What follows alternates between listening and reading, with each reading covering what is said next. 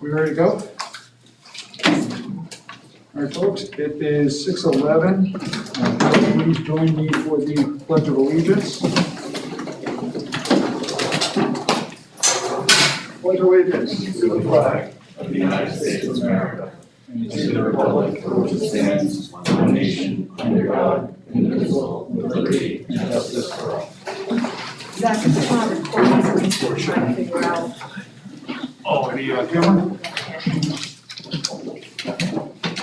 Tell me when you're ready. October 6th. What is the wish of the board? Move as written. Second.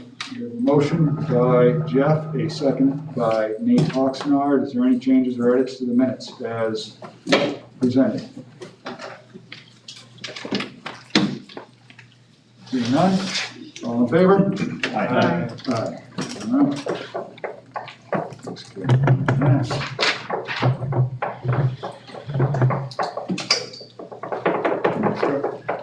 Got working, Principal Withy? It is, I'm just making sure I get all of the key players in. Okay, all right, next up, public comments. As in before, please try to keep your comments to a couple of minutes. If anybody has any comments for us, please come up to the mic. Let us know for the minutes who you are, so we can capture them.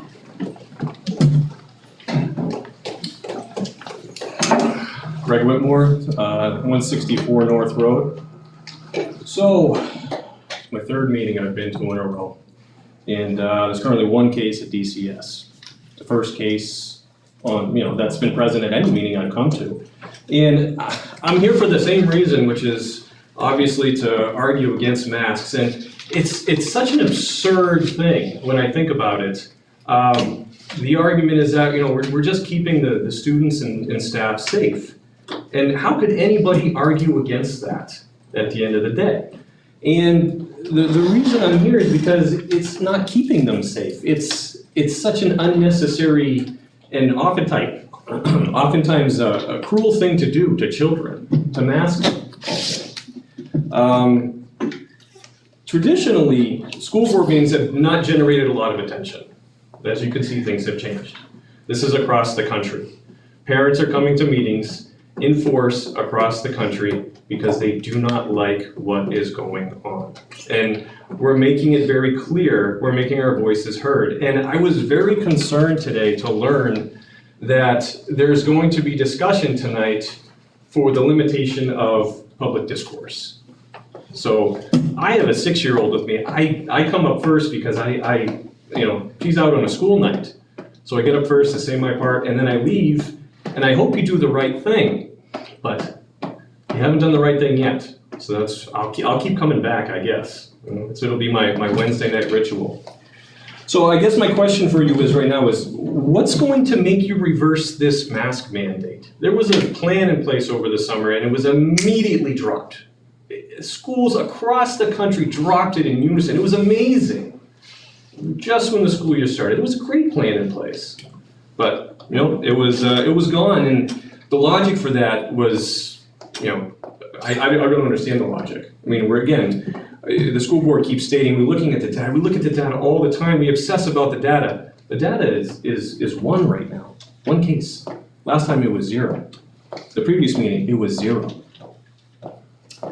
There's 17 people in Deerfield positive right now. That is a 0.004% positivity rate. 0.004. Rockingham County has the lowest percent positive rate in New Hampshire.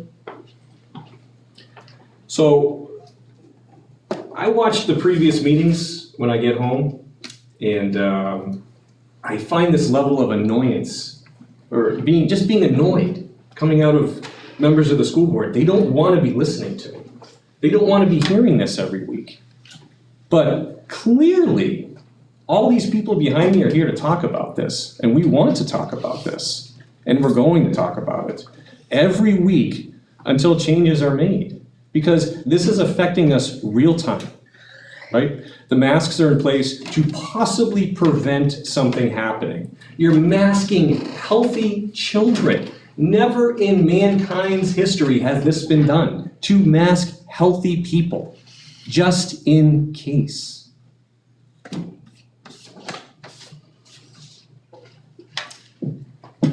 2 times, a board member has said, I wish someone would just tell us what to do. We're here telling you what to do. We're giving you opinion, and you can take it or leave it. But if you don't want to hear the public input, step aside. I mean, that's all it comes down to. I don't want to hear annoyance at listening to the people you're supposed to represent. So here's what it comes down to, because I'm out of time. Masking children is absurd. Absolutely absurd. It's not normal. It will never be normalized. It's not useful. These actions are actively harming children. I could come here and talk about studies and this and that, but nobody listens to that anymore. There's too many arguments on both sides of that, and there's no clarity whatsoever. So at the end of the day, it just comes down to voting your conscience, I guess, and what's really best for the children. Across the nation, schools are safe, regardless of masks or no masks. I'm not telling you to tell people to not wear masks. People can wear them all they want. They can have their children wear it all they want. Don't tell me to put one on my child, because clearly I'm not comfortable with that. It is not in my child's best interest. My family's health decisions are made by myself and my wife with our child's best interest at heart. Thank you. Any additional comments? Burville.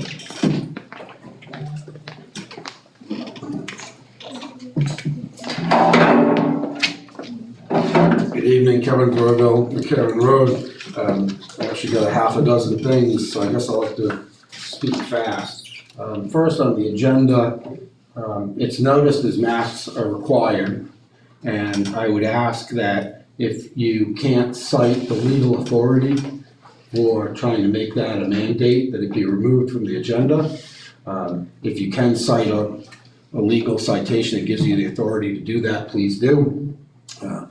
There's nothing worse than an unenforced rule, because it waters all the other ones down, right?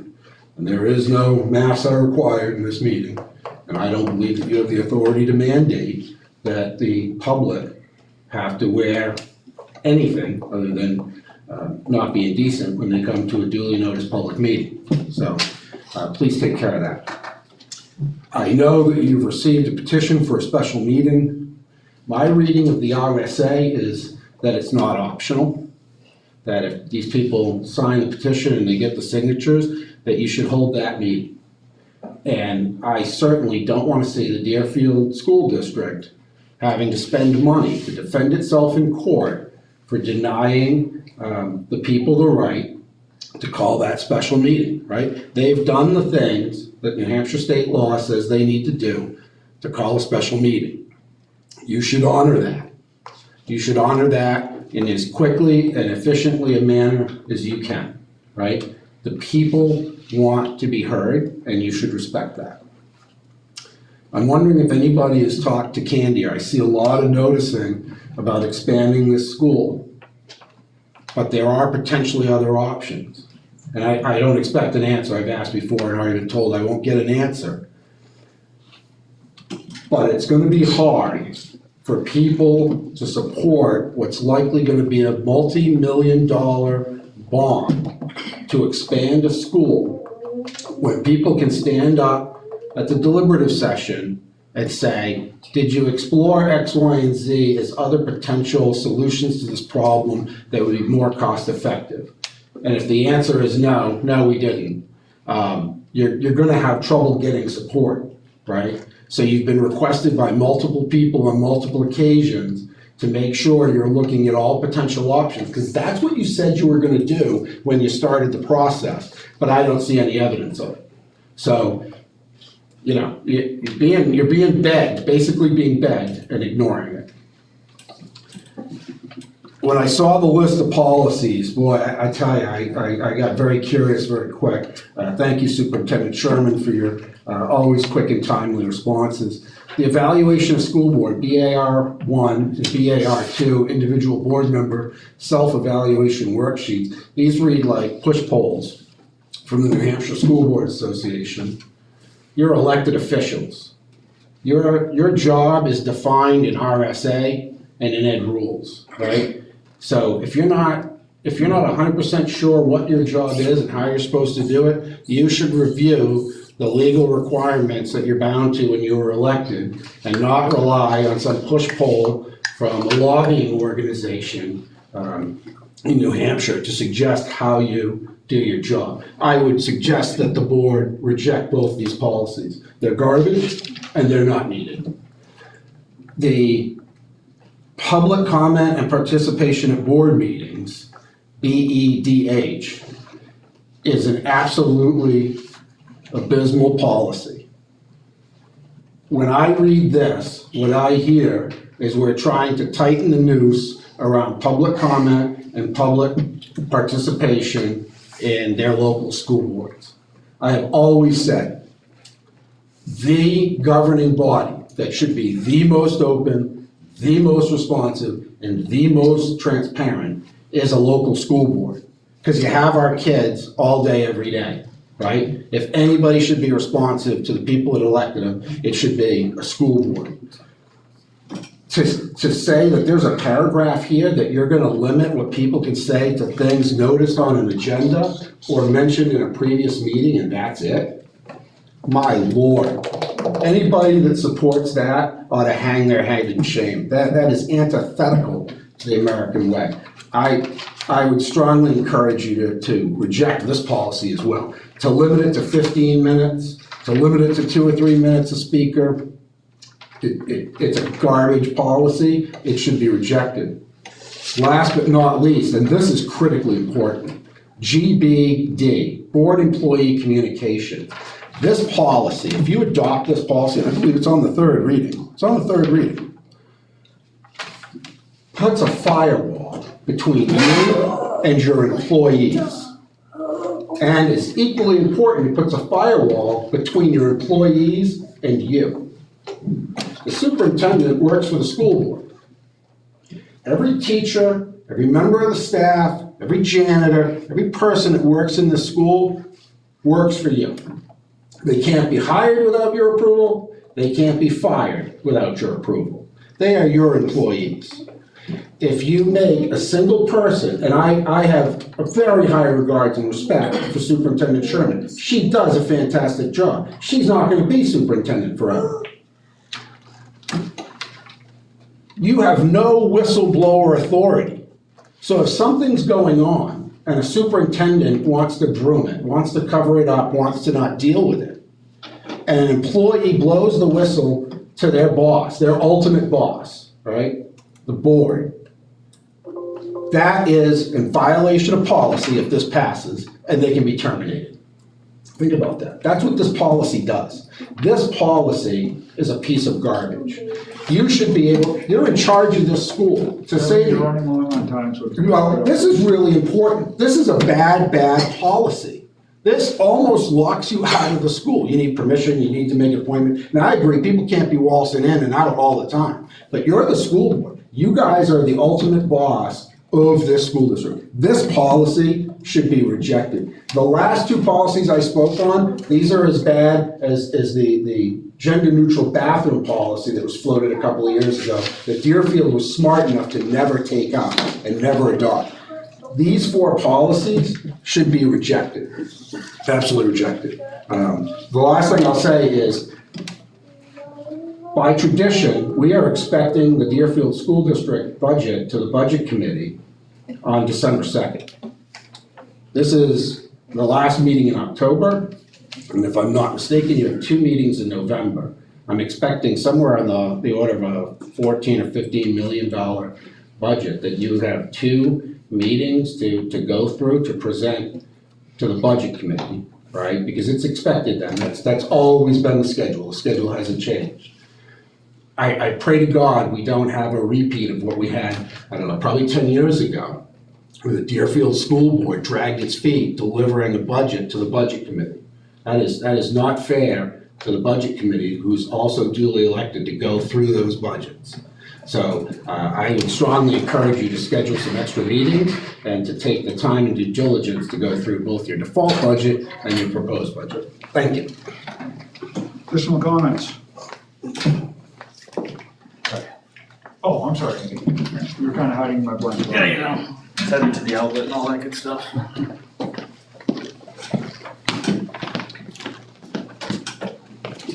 Andrew Reardon, Raymond Road. I wanted to read the letters from my daughters about the mask policy. The first one's from my youngest daughter. Dear school board, I have a hard time understanding people when they have a mask on. Wearing a mask makes me sad and anxious. Can we please have no masks? Second letter from my oldest daughter. Dear school board, I cannot hear my friends or teachers very well.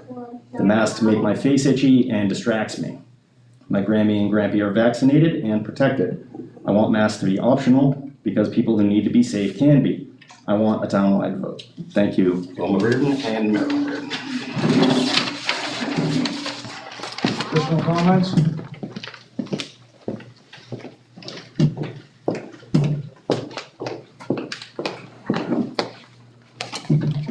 Hi, I'm Bobby Ann. I live on Brown Road. This past August, 3 parents from Bentonville School District in Arkansas filed a lawsuit against their school board, making masks optional for all students and staff in their public school.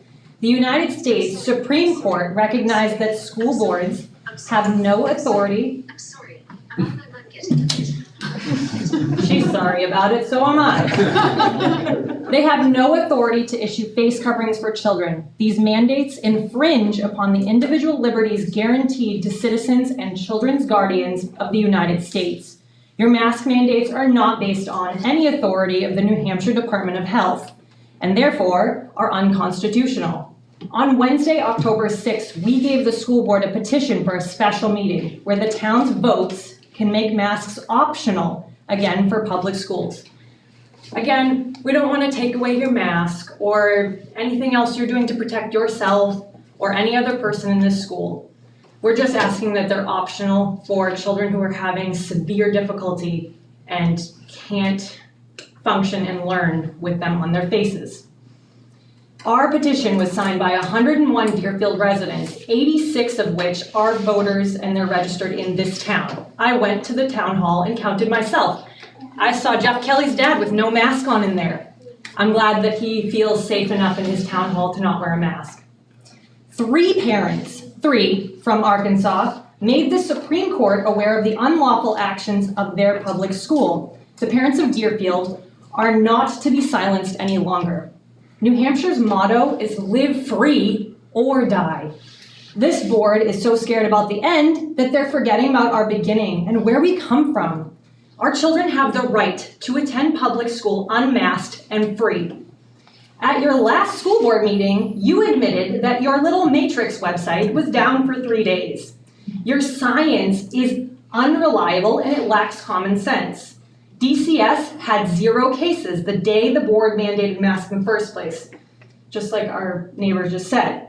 Even after more than half the school, and trust me, I was there multiple days checking out all the kids and families, more than half of our school did not have masks on at our Deerfield Fair. More than half. Not to mention all of the wrestling and physical activity. I've been on to many field trips recently with different classes and seeing the kids physically wrestling on the ground with no masks on, and the constant high fives that they give at our daughter's volleyball practices, constant high fives and touching each other, unmasked. And there were 0 cases this morning. Conveniently, there was 1 later today, mentioned. So, again, your science is flawed, completely flawed, with all the children not masked, all around our neighborhood and living in their daily lives. We will not back down. Your mandate is a joke, and my children will not be subject to your abuse any longer. Thank you. Any additional comments?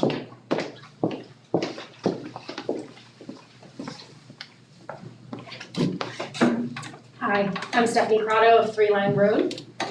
So I'm standing here tonight just not on behalf of myself and my family, but on behalf of parents that could not be here for this meeting. Whether it be because they're shuffling their kids around to sports, or cooking dinner and getting their kids ready for bed, or because they're afraid to voice their opinion in a public forum such as this and face the potential backlash of doing so. I'll start by saying my position is simple. I'm not anti-mask. Any person who feels more comfortable wearing one, by all means, do what is best for you and your family. I am, however, anti-mandate, especially on our children. During the last school board meeting, there was a lot of conversation about community. Right now, our community is more divided than it has ever been before. There's no doubt about that. But what are we doing to fix it? The school system is supposed to be the heart of our community. It's what brings all the families in town together and builds lasting relationships between not only the children, but the parents as well.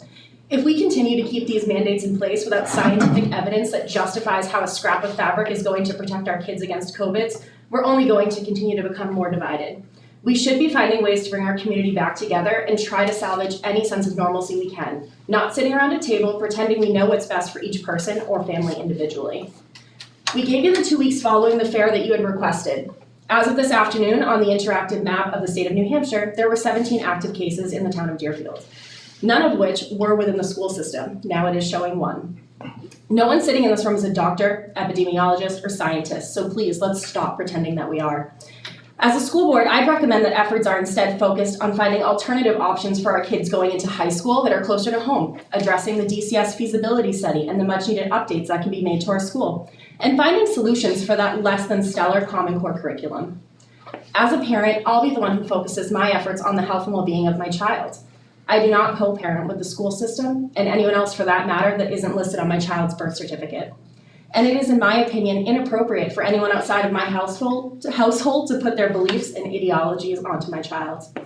I fight with my child every single day about wearing a mask. The question is always, why do I have to wear this thing? And my answer is, because the school says you have to. But here's my problem with that. I personally do not feel that he should have to wear a mask for an entire school day. He's a healthy 8-year-old with a mask mandate in place. I'm now washing masks every day because his comes home soaked through with sweat, spit, and Lord knows what else. So how is that a healthier alternative for my child? For any of our children, really? As you may already be aware, according to federal data that was released this summer, across the United States, K-12 enrollment saw a drop of 1.5 million students between the 2019 and 2020 and 2020 and 2021 school years. In New Hampshire alone, this resulted in a 4 to 6% decrease in enrollments. As these mandates continue on, I imagine that you will continue to see a decrease in enrollments in the coming years as parents seek alternative options that allow their children more basic freedoms in and out of the classroom, whether that be through private schools, charter schools, or homeschooling, which reportedly had double the enrollment during this past school year. This is just something to keep in mind as it relates to district funding and the like. And so I'll end with this. My child's in 3rd grade right now. The last fully normal school year that he had was kindergarten. Think about that for a minute. These silly mandates and restrictions that give you a false sense of safety have completely altered what our children see as normal. Some of them had never even experienced what normal was. I'll end by saying this community deserves better, the parents deserve better, and most importantly, our children deserve better. The school system can do better. Thank you. I'm gonna pause for 1 second because I believe the generator kicked on. Can we make sure the front door's still unlocked and that didn't reset itself? Did it just go? I'm just gonna pause for a second, folks. I need to make sure the building's still open.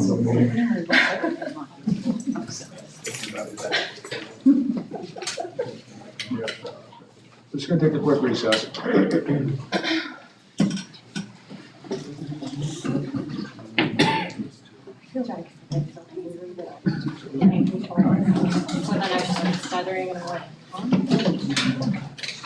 So, folks, if anybody wants to continue with the public comments, we have to ensure the building's open, obviously, during the public meeting.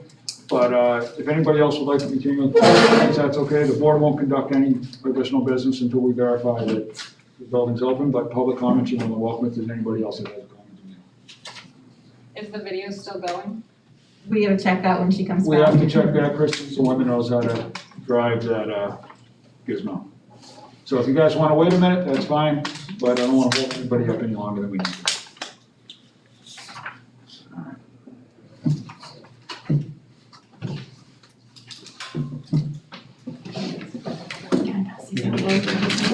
It was still going. That's good. I think we're still. That was good. Oh.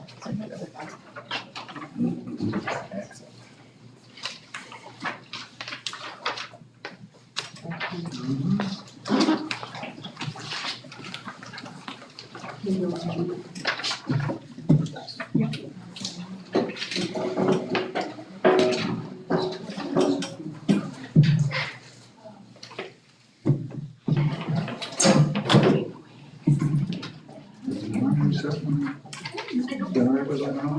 know this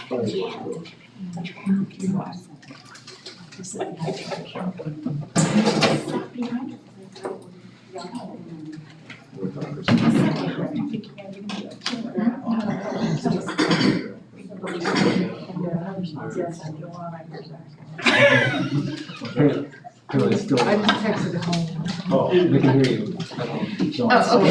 so the camera is still working, we know that, so if anybody would like to continue with public comments, please come forward. If not, we're gonna move on. Sir?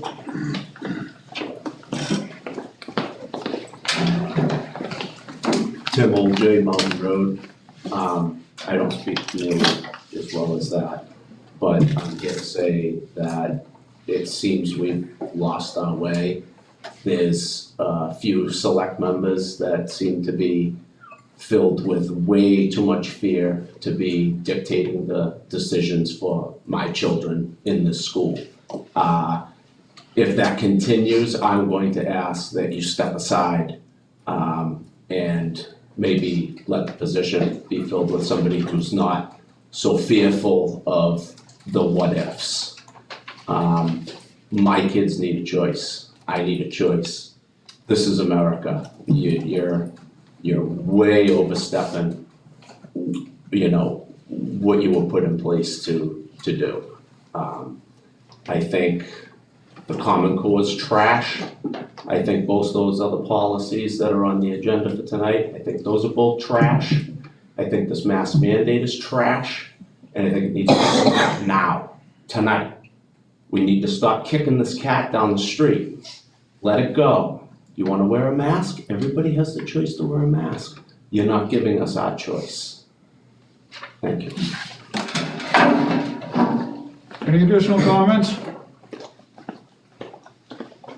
Okay. Yeah, if you do, please come up.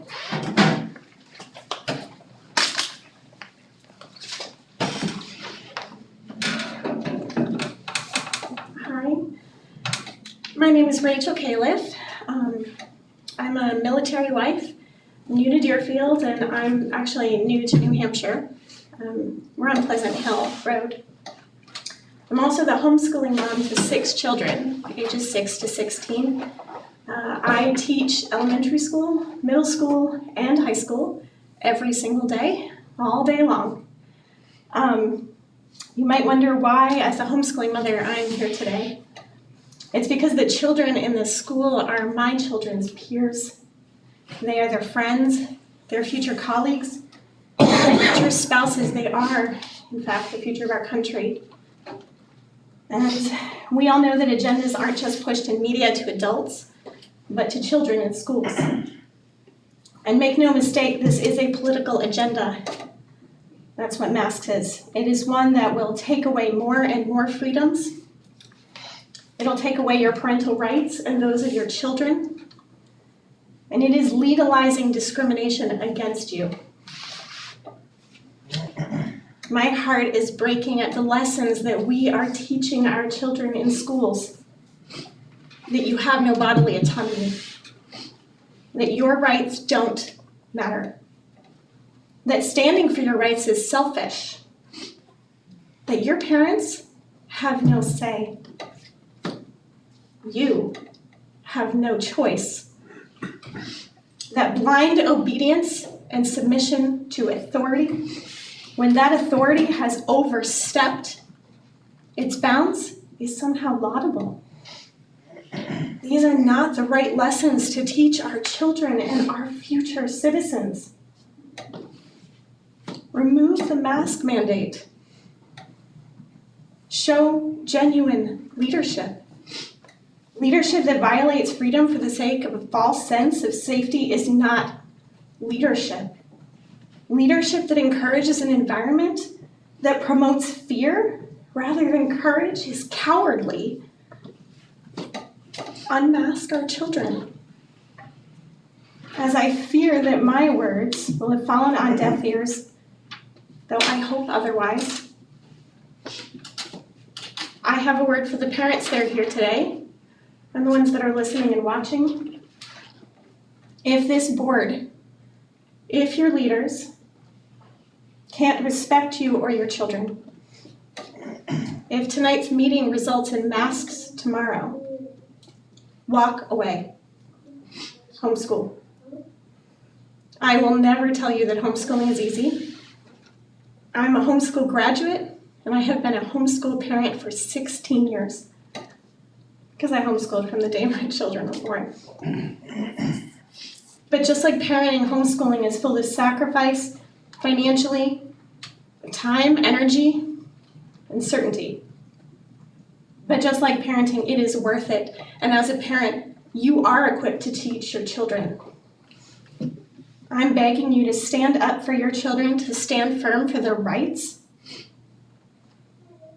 and their true physical, emotional, and mental well-being. And I'm telling you that I am here as a homeschool parent in your community to support you in a choice to homeschool if this board does not respect you. I'm here to offer help and guidance, to tell you how to do it, to show you the resources in the curriculum. I can hook you up with HSLDA and we can talk about your legal rights. There are an abundance of homeschool parents, a growing abundance, that would be happy to help you in this state and nationwide. I hope that you will continue to provide a quality education to the students in this community, regardless of their choice to wear a mask or not. But if you don't, I highly encourage everyone to walk away. Thank you for listening.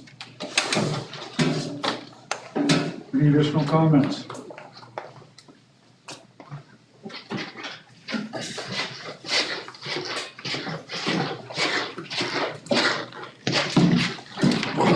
Good evening, Brad Christensen. I live on Church Street. I'm a first grader here. I've been meaning to come to these for a while. I just want to thank each one of you. I know this is not easy, and my first time, and I can only imagine how this has gone since this mask mandate went into effect. A couple points that I wanted to jot down. I'm not nearly as organized as some of these others, but I might be soon. I could come here, I could rattle off all the studies and the data that I'm sure you've heard and read countless times at this point, the PCR test, the antigen testing, the viral loads and the transmission rates, things like that, that just come in, come out. One side has, the answer, the other side has the counter, and it just goes back and forth over and over and over again. And, when I got this email that we're starting this mask mandate, I emailed the board. I got 2 responses, which is great. Frankly, I didn't expect one, just because I think you guys were crazy busy. So I appreciate the response. And I got 2 main reasons that I took out from each email. One was with the COVID cases trending upwards. We want to make sure that basically stops. We don't want it to go up, whatever it was, 5 or 6 to 8 or 9 or something. Certainly under 20. Under 15 at that time. And then also the other response was with the Deerfield Fair coming up, we want to make sure that, I'm sorry, that was all part of the same one. The Deerfield Fair, we want to make sure that things are safe and steady. And then the other was that case rates for minors, for children, were going up as well. And I have to say, I could understand the pressure that you guys are probably facing with the Deerfield Fair coming up, and it was canceled last year. We want to make sure that we're doing everything that we can. Here we go. Okay, gotcha.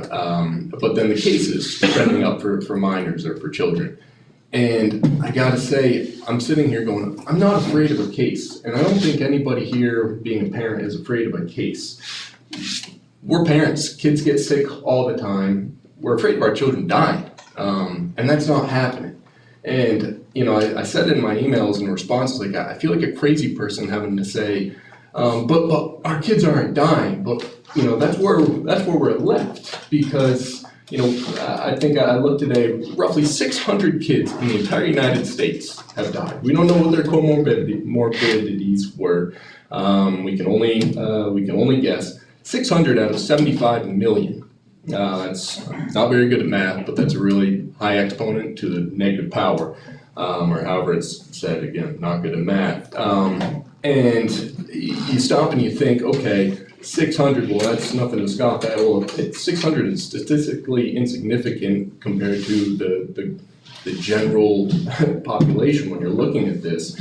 More kids have died from drowning, firearms, motor vehicle accidents, the flu, heart disease than COVID, independently.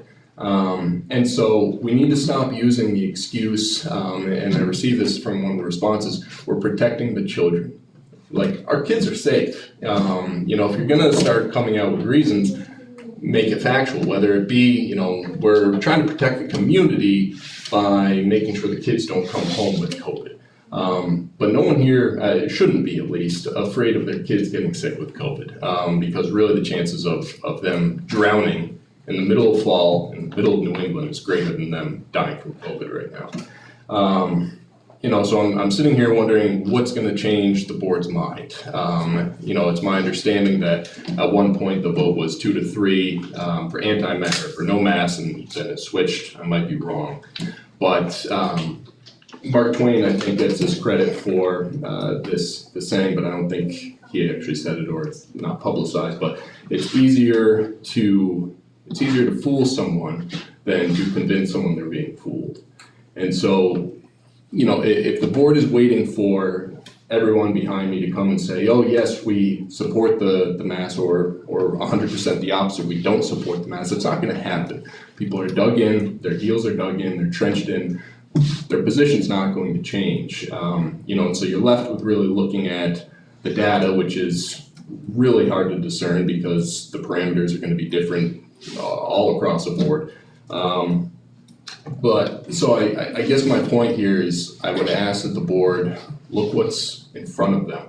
Look what's happening with their eyes. We just had a fair of 100,000, I don't know what the number is, people in our tiny little town, and we have 3 new cases, and that was 2.5, 3 weeks ago, which is perfect amount of time for those cases to skyrocket, and they're not. And so, meanwhile, we look around, whether it's sporting events, concerts, I don't know, just all the restaurants, gyms. At first we were blaming everything. We were blaming all these different avenues for that's how COVID is spreading, including schools, including churches.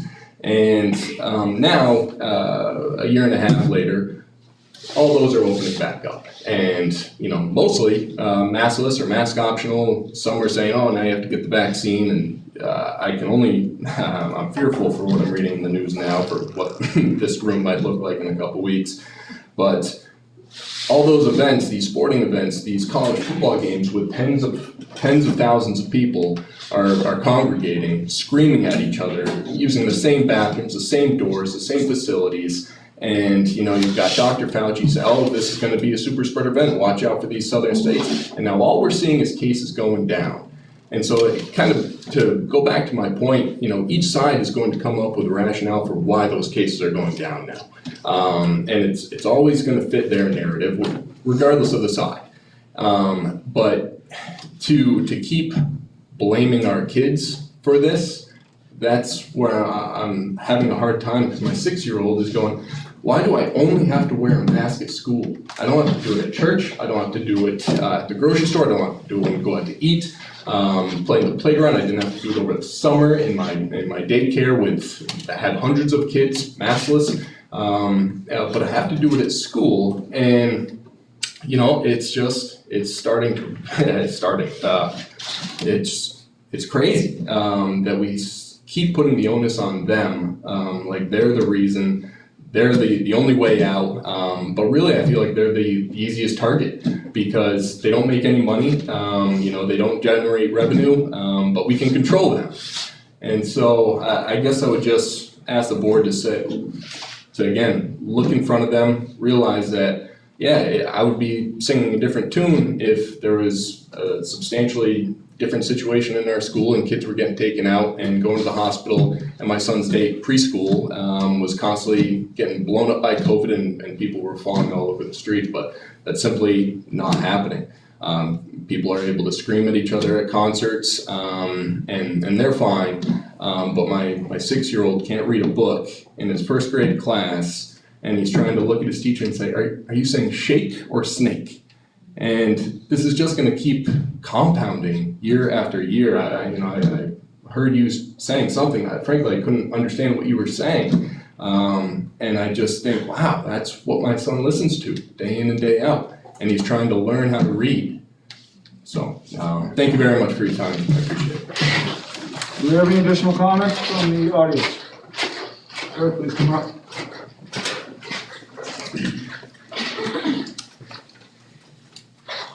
I apologize if I'm coming late. Can we get your name for the minutes? Oh, yes, my name is Robert Galantine, and I live right in town on Ridge Road. I apologize if I repeat anything. I tried to watch what I could while I was at my daughter's sporting event earlier. I really wanted to start by saying that I respect where everybody stands. It's kind of the core of democracy, and I feel like a lot of people have unfortunately forgotten that. We should be able to have very open conversations, heated conversations, even arguments, without passing a certain line. And I feel it is an absolute necessity to apologize for the people that have stepped over that line, whether it be the people that are threatening board members that they disagree with, or the people on the other side threatening people who are starting petitions, which is our right as citizens, and even destroying property.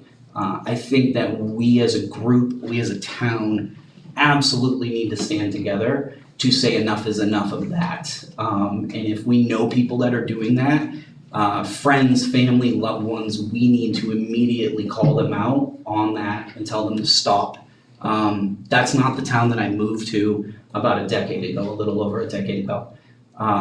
Going back to the discussion at hand, the mask mandates, I have worked with kids for over a decade in all sorts of fashions, coaching youth sports, Cub Scouts, Boy Scouts. In the past few years, I started working in a school.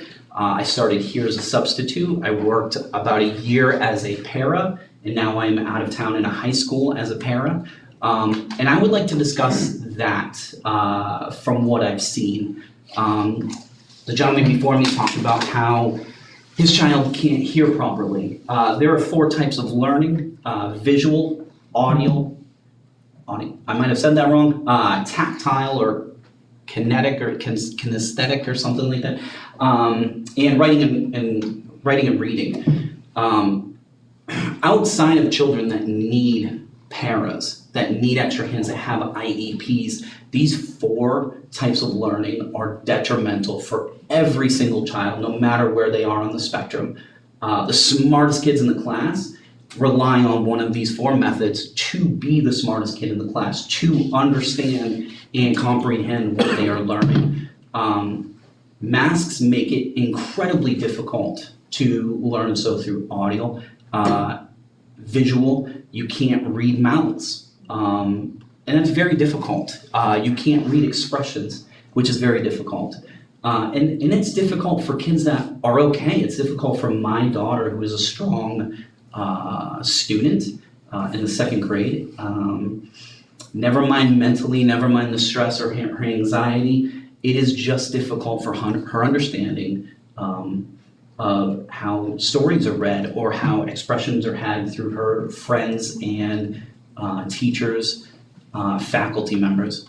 Moving to kids that I have worked with and that I work with now, masks are crippling these students that need the help the most. They are crippling these students.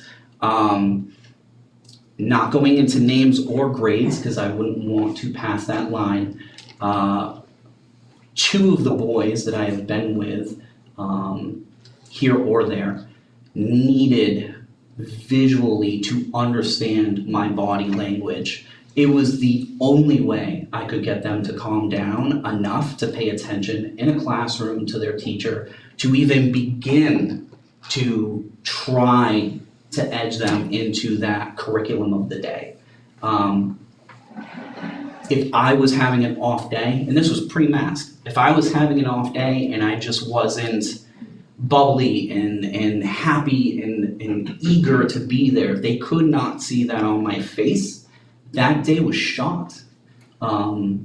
It did not go well. It was on record that they had trouble, that they weren't listening, they weren't acting out, and it was simply because they couldn't see that I was ready for them that day. Now, it didn't mean I didn't do my job. I did my job. I tried extra hard to get through that day. Everybody has bad days, but kids that have certain IEPs don't understand that. And they shouldn't have to. They should still be able to reconcile what they can see on people's faces.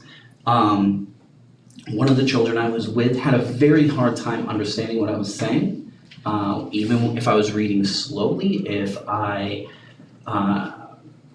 over-pronunciated words for them to understand, to get through, their reading books, their A, B, C's, or whatever level they were at. Mr. Valentine, because we do have other people here on an agenda, could you try to?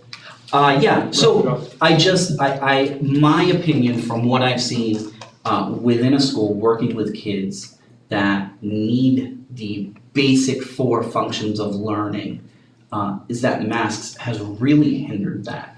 Now, I'm not saying no masks across the board. It really has to be a discussion and a open consideration, but there should be, at least at the bare minimum, there should be a way for students and families to particularly argue for their individual students. If they cannot learn without masks, then the mask ultimately is doing more harm than it is for good.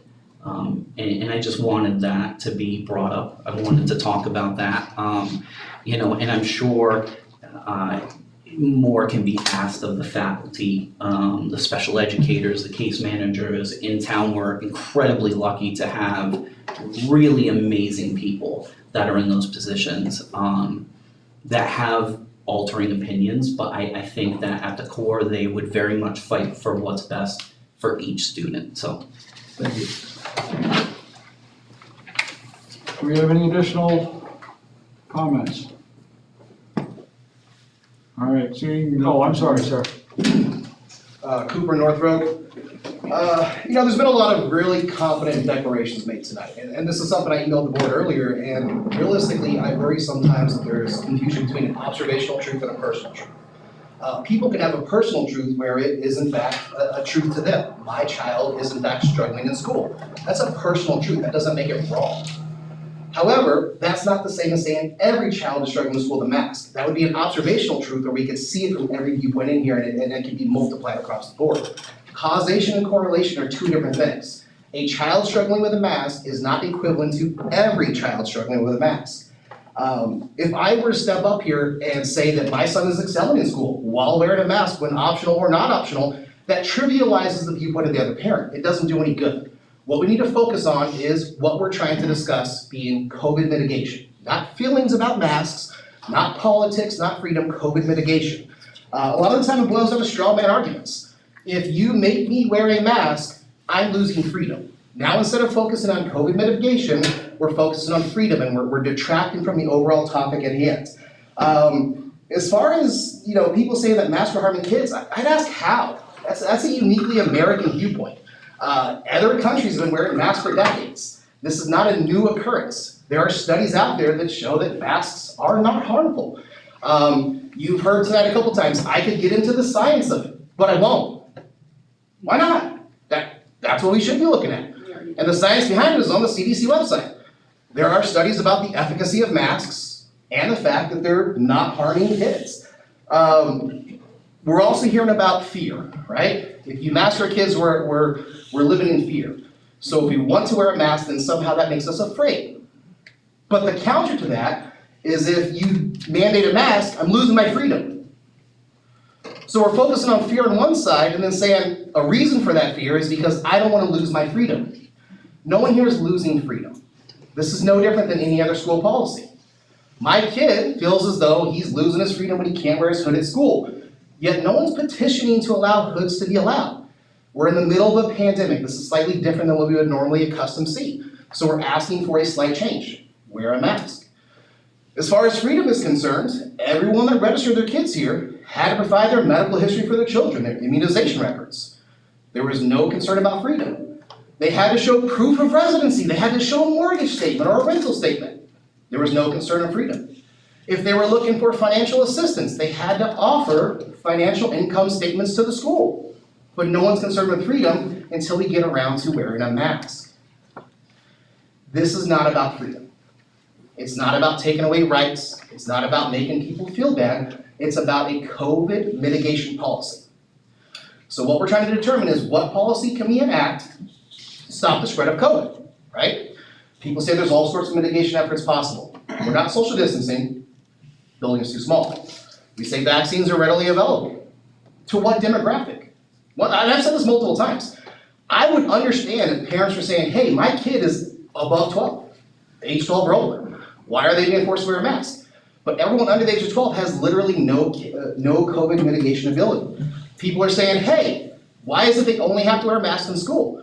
Well, if you listen to the CDC guidance, the same scientists that are giving us the information about the school, they recommend under 12, wear it when you're indoors. If parents choose not to enforce that, we can't use that as an argument to take away the mitigation policy for the school. Once again, the purpose of this, I want to stress this, it's not fear, it's not freedom, it's not telling people what to do, it's simply a COVID mitigation policy. So the policy boils down to, what are you trying to do? We're trying to stop the spread of a viral pandemic. How do we do it? Well, we look at mitigation efforts.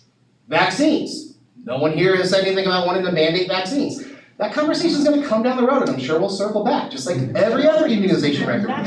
Folks, That ain't happening. folks, Just like every other immunization record out there. So right now, we're asking, what can we do to safely protect children and stop the spread? We put a piece of cloth over their face. It's not that difficult. 10%. Sorry? Folks, this isn't a back and forth amongst the audience. Everybody's had an opportunity to speak. We need to keep it, these are your comments directed towards the board. Thank you, sir. Is there any additional comments before we move on?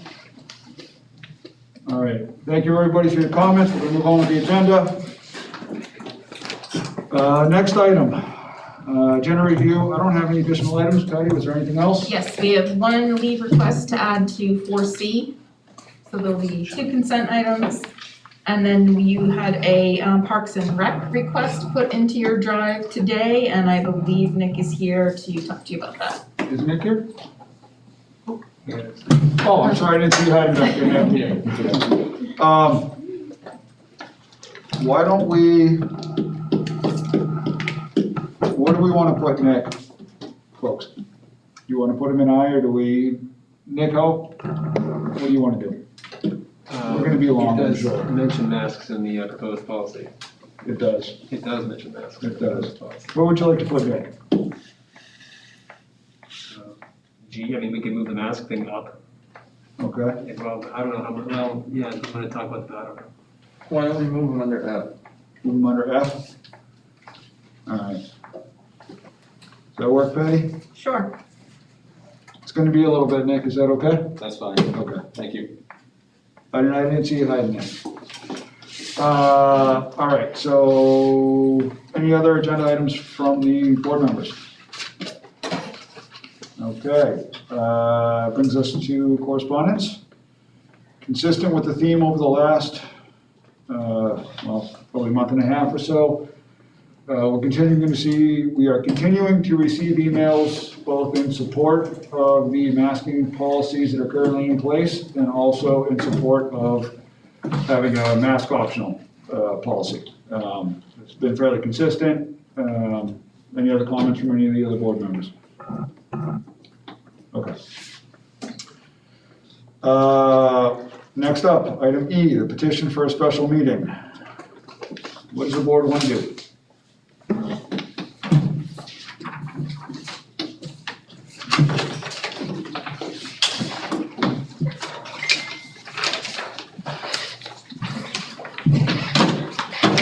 Well,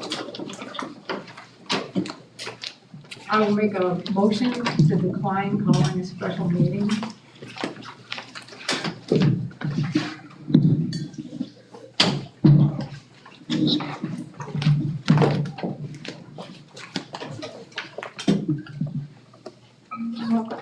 I'll repeat, I will make.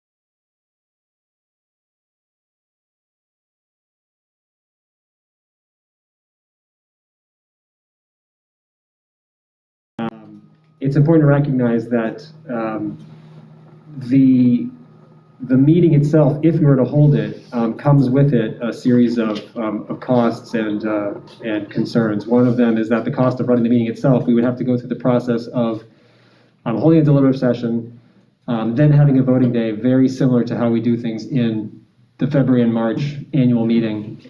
That's going to cost the taxpayers money to be able to pull that cost might end up. It's in that ballpark. Excuse me.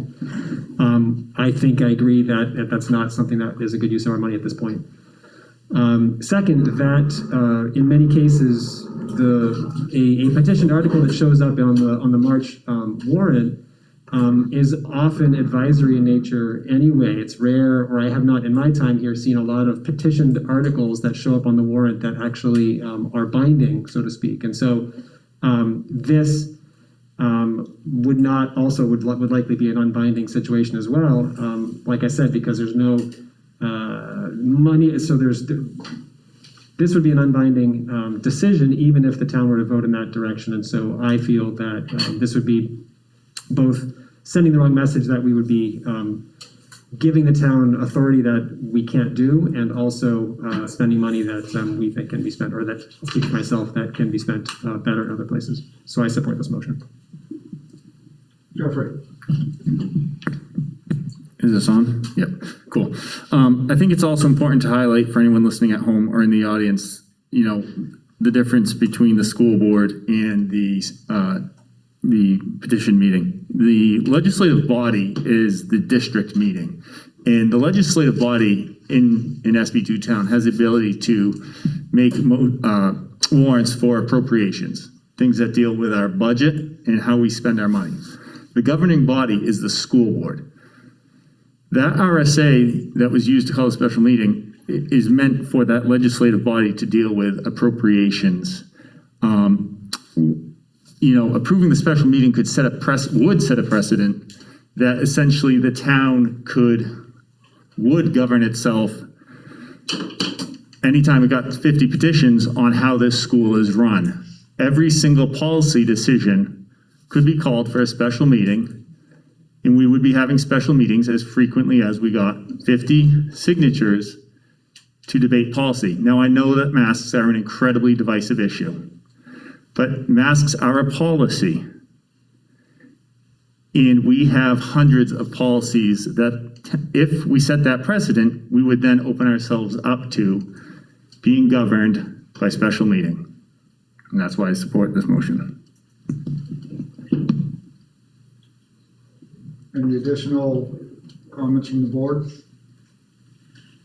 I'll just echo the comments that have been made. Although I certainly respect the desire of some members of the community to have a special meeting. we have to look at the legality of that special meeting, and for me, it's pretty cut and dry. So, absent that being a legally called for meeting, I have to support, obviously, this article.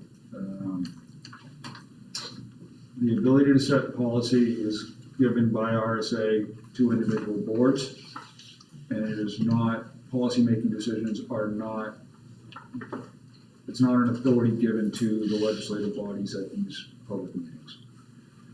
So,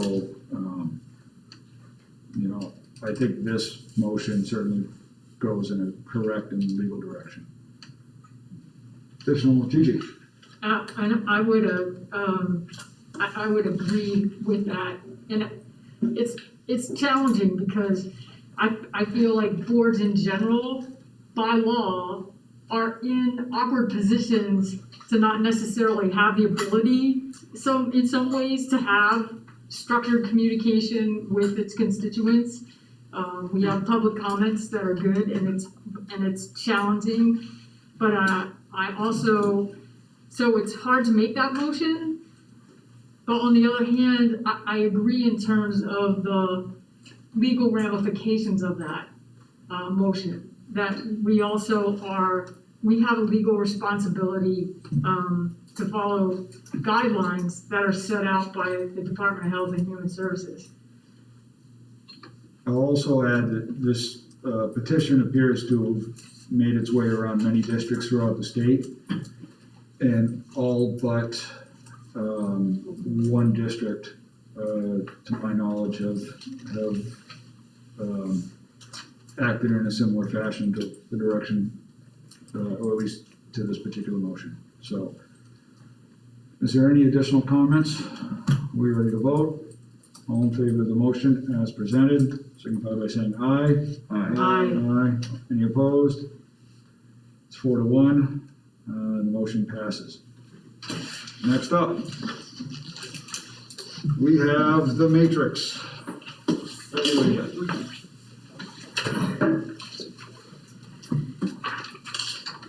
everyone have a copy in front of them? Yes. So I updated the information based on the case count today on the map, and after speaking with Nurse Bonnie, the level of county transmission is still considered substantial, excuse me, as is the town. Rockingham County substantial, Deerfield active cases 17, Deerfield Community School 1, and percent of population fully vaccinated is 52.8. The last page is where you, how you determine the level of community transmission using the grid, and that would be number of cases of new infections per 100,000 over 14 days, brings you to 537.4, and over 100 is considered substantial. And your test positivity rate is now registering on the map. It had been, hadn't been showing up because of the suppressed data, and it's now at 11.7. All right, any questions regarding or discussion regarding the data? Jeff? I'd like to make a motion. Go ahead. I would make a motion that we adopt the New Hampshire Department of Health and Human Services masking matrix based on Deerfield level data. Assessment of the most recently available data on the State of New Hampshire Department of Health and Human Services COVID-19 website shall be done on each Friday, with parents being notified of the upcoming week's mask requirement by end of day Friday. If during any week the school is in a mask optional scenario and cases rise to a level where masking is suggested by the matrix to be mandatory, staff shall notify families via One Call Now, and masks shall be required the following day until the end of that week, where a new assessment of the data will be done for the upcoming week. This motion is to be revisited 5 weeks after the COVID-19 vaccine becomes available for children ages 5 to 11 years of age, or until such time that the masking guidance issued by New Hampshire Department of Health and Human Services has changed. Do we have a second on that motion? I'll second it for discussion. Jeff, go ahead. So Jeff, is there a way to either send me the language that I'm voting on? Can you email that to me or something like that, or? That's a big motion. Yeah, so perhaps I could quickly give you it was wordy because I wanted it to be thorough, but real quick, I'll outline with the intent of the motion. That said, I'm still needing to see the language before I vote on it. Am I allowed to email it, Patty? I mean, You can email it and I'll post it publicly afterwards. okay, so I'll email it to you and the board. Yes, and I'll post it for the public to see. Thank you. Give me just a moment. Andy, you wanna? We're in discussion, right? Yes. If I understood the motion correctly, it's gonna use Deerfield data for whether masks are gonna be mandatory or optional.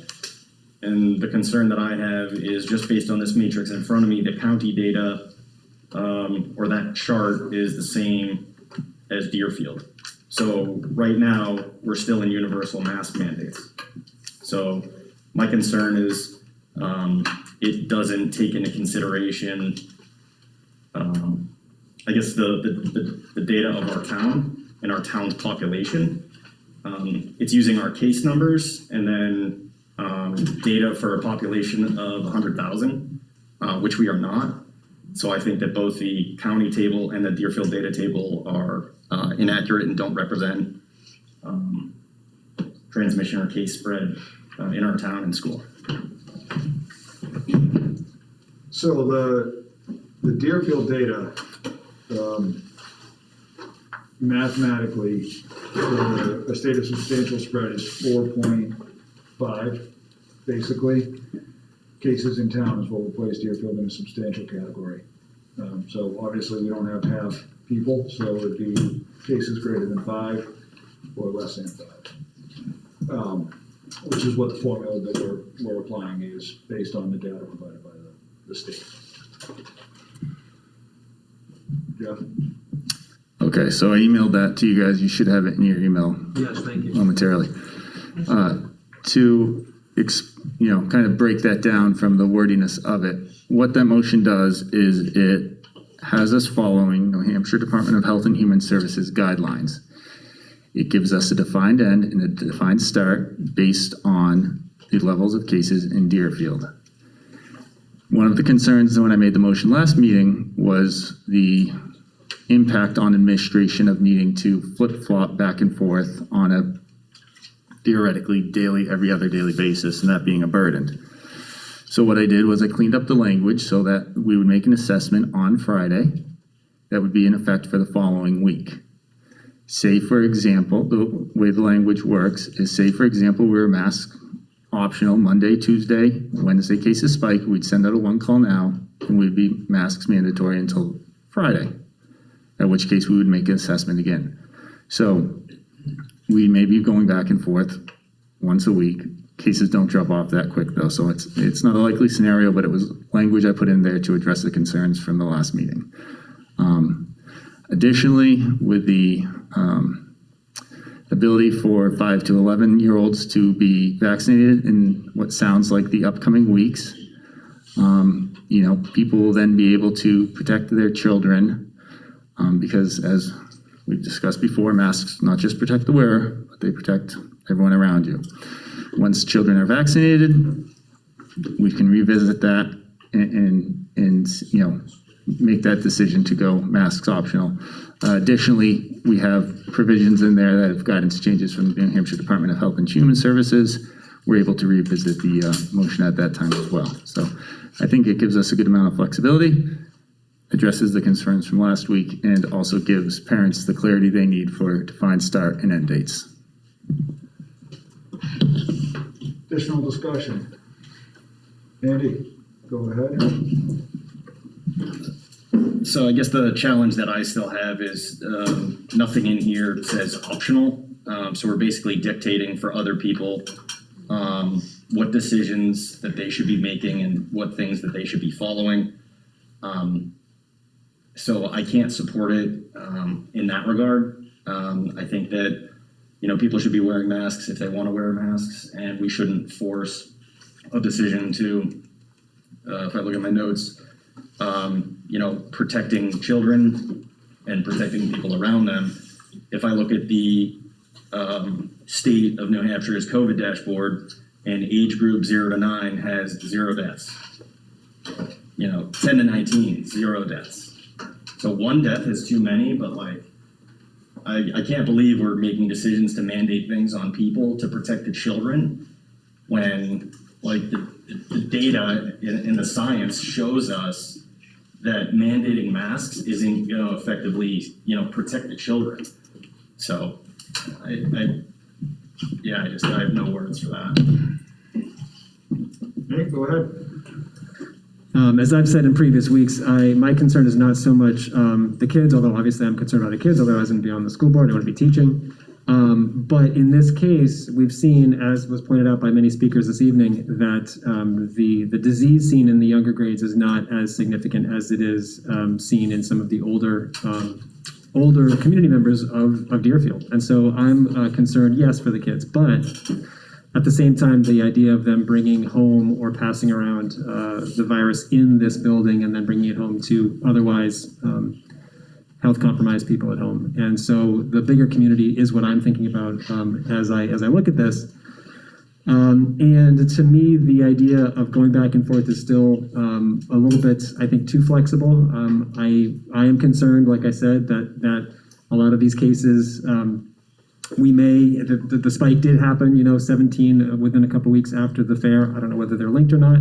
But Raymond, people may or may not be aware of that, had to shut down. They didn't shut down, but they went to remote education, something that nobody wants to return to. At least speaking for myself, I don't want to return to remote education. I feel like most people are on that side with me. But Raymond had to do it because the number of cases spiked right after the fair. I don't know if they're related or not, but certainly that is a concern. And I want to do whatever I can do as a board member to keep education in this building happening, because we've seen over the last couple of years that that's how education happens most effectively. So that's one of my concerns. The other one is that I like the last part here where it talks about waiting to see how masking guidance changes from the DHHS.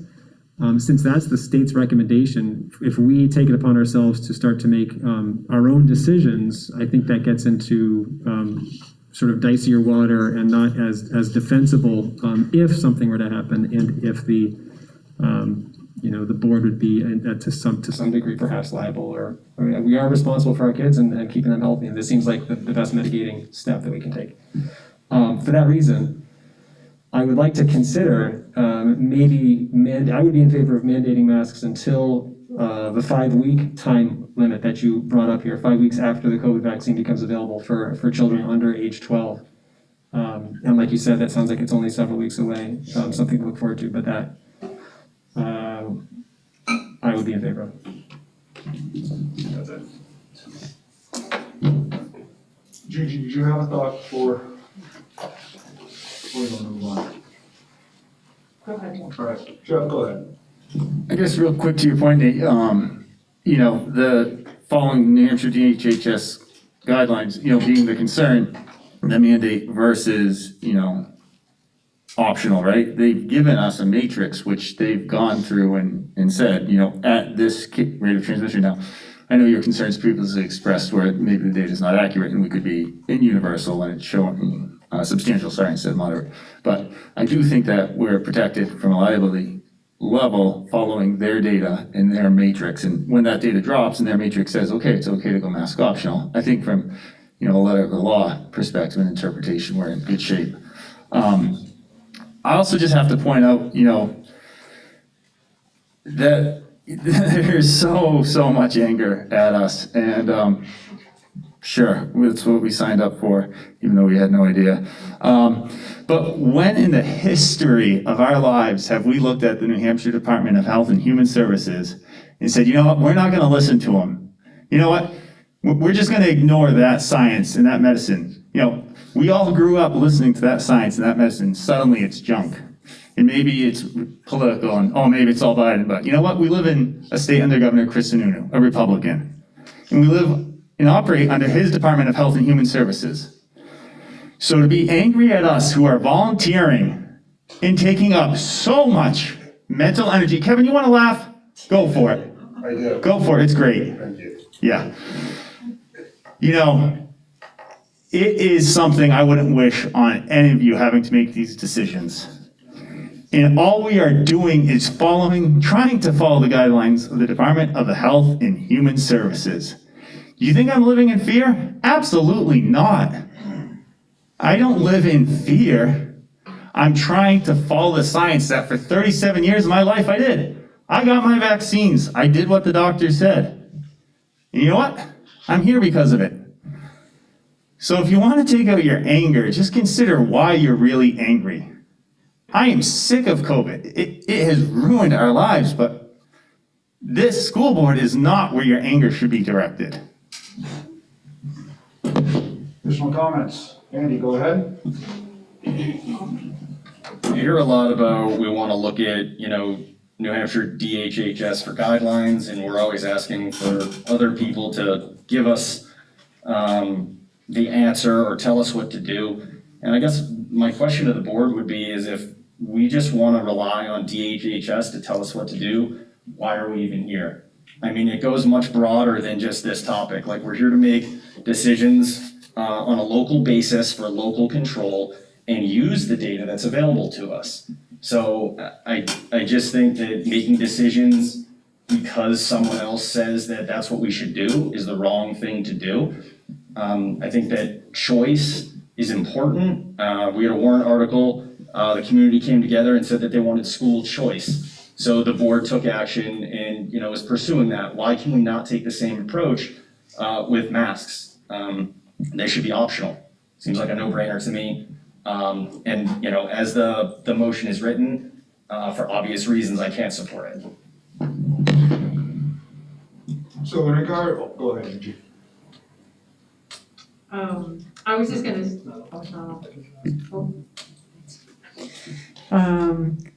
I was just thinking about other instances where we have legislated health-related things.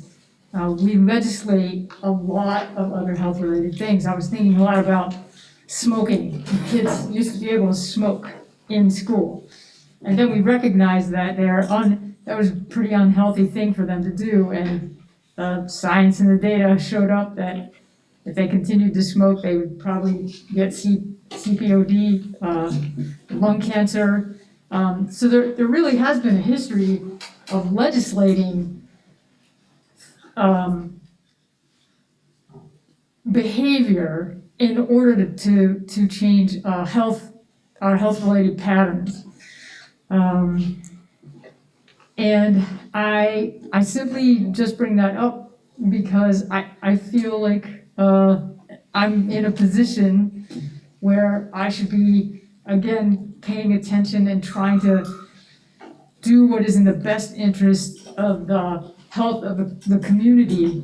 And we're all working in totally uncharted territory. It's not out of fear, it's mostly just continuing to try, as I think someone had said, it was like looking at what are the mitigating strategies that we can use that will keep the community as safe as possible and not put us in a position where we would return to remote learning. I may be wrong. I could, but maybe some other schools will all take their masks off and everybody will be fine. But it doesn't appear to be playing out that way. And I would hate for us to get to a place where we would end up back in a remote learning situation.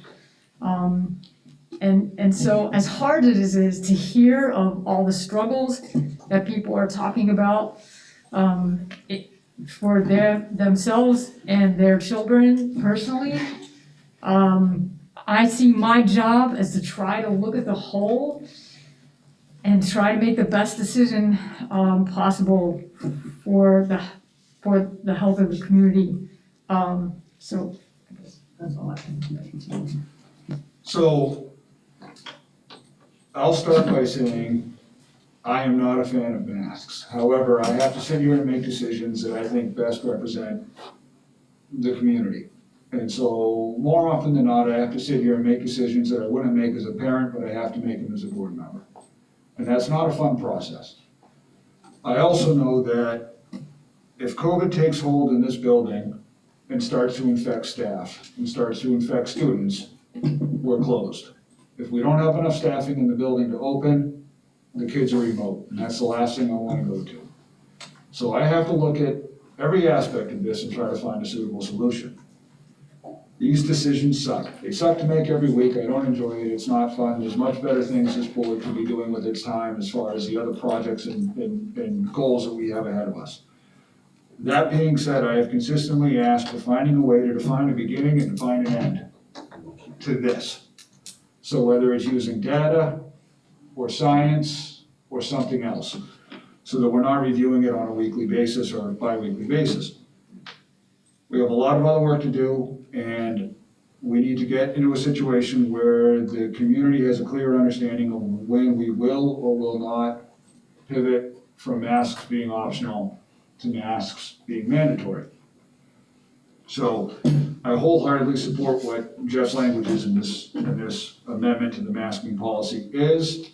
I hope that the data will drop, and if this passes, if the community drops to the point where there is, a non-substantial caseload, then we can be in an optional masking situation. And if the data comes back and presents itself where we're in a substantial caseload, then we need to be in a masking situation for the staff, for the students. I understand wholeheartedly that there's a lot of people out there that don't like masks. Mr. Galantine, I'm sorry, this is the board's conversation as much as it is anything else. It's not a. I was just hoping for just clarification, because I didn't understand like a part of the. We'll review the policy again before we vote on it. So, that being said, I hope we can actually pass this so that we can have a defined beginning, as I've repeatedly said 100 times, and a defined end to this. So, my thoughts, any additional discussion? And I never know when I'm asking administration if I'm putting them on the spot. So hopefully they'll tell me at some point, like, hey, don't put me on the spot. But, I would like to know, does that sound like a viable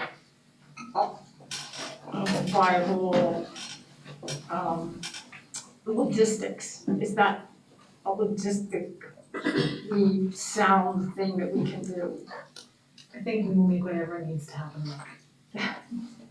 Yes. And they might have to do it. Gotcha. So I will. I am happy, I will do what the board asks me to do. Okay. All right, Andy? So we had a plan in place coming into our last meeting for what to do if there was a COVID case in the building. And at that same meeting, we decided to literally ignore the work that we had already done, that the administration had done to put that recommendation or that language together for us to review. We had adopted it at the previous meeting, and then we came into the meeting on the 6th and decided that we were gonna ignore that and just mandate masks. So I hear people talking about, we need to have a plan in place, and we need to have a stop and a start, and we had that. We had masks optional unless certain conditions and criteria were met with a stepped escalation process for one case in the building, multiple cases in a grade, which I thought was reasonable and fair to everyone. And now we're basically going to a policy that mandates it, and we've been above 10 cases in town for I don't know how long. We had someone already said we had 100,000 people or more come through the Deerfield Fair, and we had 3 or 5 additional cases in town. So I think it's ludicrous that we're passing this, or that we're even talking about it. So I'm disappointed, and again, I can't vote in favor of this. All right, do we have any additional discussion? Jeff, would you read the motion one more time, just to make sure we're all clear on it, for the audience as well? Mike? Thank you.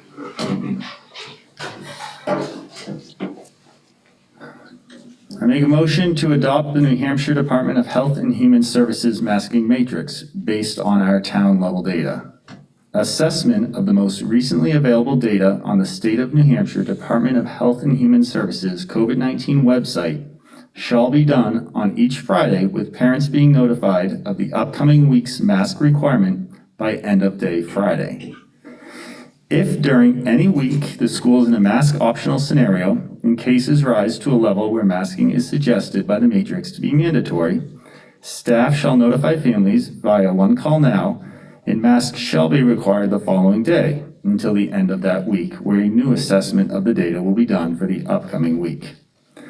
This motion is to be revisited 5 weeks after the COVID-19 vaccine becomes available for children ages 5 to 11 years of age, or until such time that the masking guidance issued by the New Hampshire Department of Health and Human Services has changed.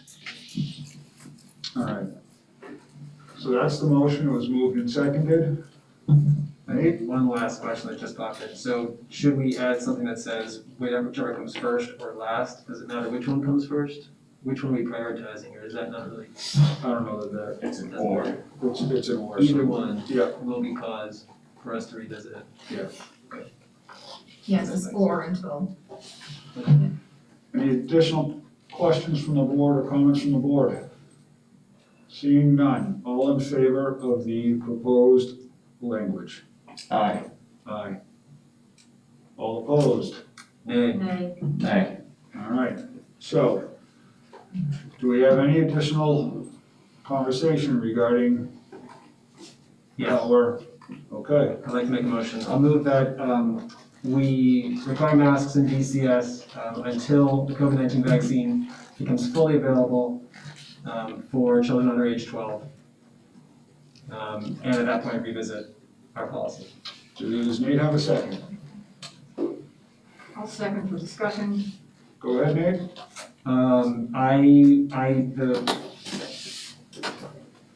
I like the idea of tying it to the data. I'm not opposed to that, but we can't see the future, obviously, and the idea of it bouncing around is something that I want to have a little bit more consistency and something that people, whether it's administration, teachers, parents, can plan on. And this will be more of like as far as we can tell from the news, sort of a 5-week window. It sounds like in November, from the last thing I heard, it's coming up soon-ish. Wait a month for those students who choose to or families who choose to get vaccinated. Presumably it'll take a 5-week window like the last one. And then we revisit it, and at that point I would be much more open to making the masks optional at that point, given whatever's happening in the winter, but I'd be more open at that point. Jeff, go ahead. I guess I'm just, I understand the concern with not wanting to bounce back and forth, but I mean, since August, Deerfield has not been able to get its numbers down, right? So I understand the concern about making it difficult on administration, but if that was the reason,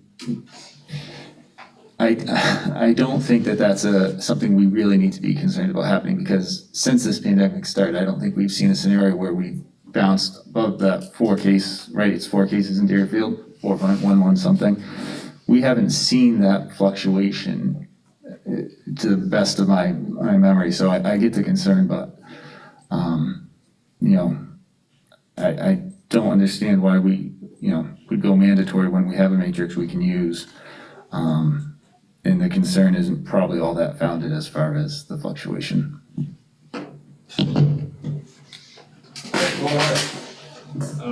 I think that, yes, I hear that, and perhaps you have a good point. But I think if we're looking for some sort of a compromise that here's an end date that we can agree on, that is something that, from my perspective, I can agree on. And speaking for the people that I hear from regularly, that sounds like something that they can agree on, they would be supportive of in this town. We heard from a lot of people tonight, but at the same time, we do hear from a lot of other people in town who feel less comfortable coming into a room like this, and so that's why many of them are not here. So I do hear people who have other concerns, and so in representing that concern, and hearing Zach's goal for some sort, I think it's a good goal, I agree. And I think to me, a rational, reasonable one would be when the students in this school that we're serving have had that chance, or those families have had that chance to take that last step of accessing the protection that they're looking for. We'll do David first. So, the language basically to mandate masks until a vaccine is fully available for children under 12. My concern is that we're going to be in the same predicament that we are now, where there are opposing groups in support of and opposed to vaccines. So for that reason, I would like us, I mean, it's your motion, but I'm just sharing that I would prefer to return to a scenario, because it would apply both for masks and for vaccines, that we reinstate the policy that we had in place before, where if there was a case in school, we have mitigation, that's a popular word, steps in place to counteract cases in the building, multiple grade levels. So I would not be in support of mandating masks until a vaccine is available for children under 12, because again, we're gonna find that there are opposing views. And I think the best course of action is to use the plan that we had in place, because with vaccines or without vaccines, you can still contract the virus and you can still transmit it. So I don't necessarily know that the vaccines for children are gonna solve the problem that we have. Jeff, go ahead. In order to make this not a bi-weekly discussion that is prohibiting us from getting to important things like our budget that we need to, I'd like to propose two amendments to your motion.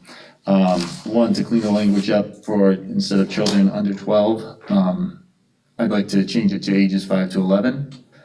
Do we have to vote on that first, or to make all the? Let's throw away thinking and then clean it up into one. Yep.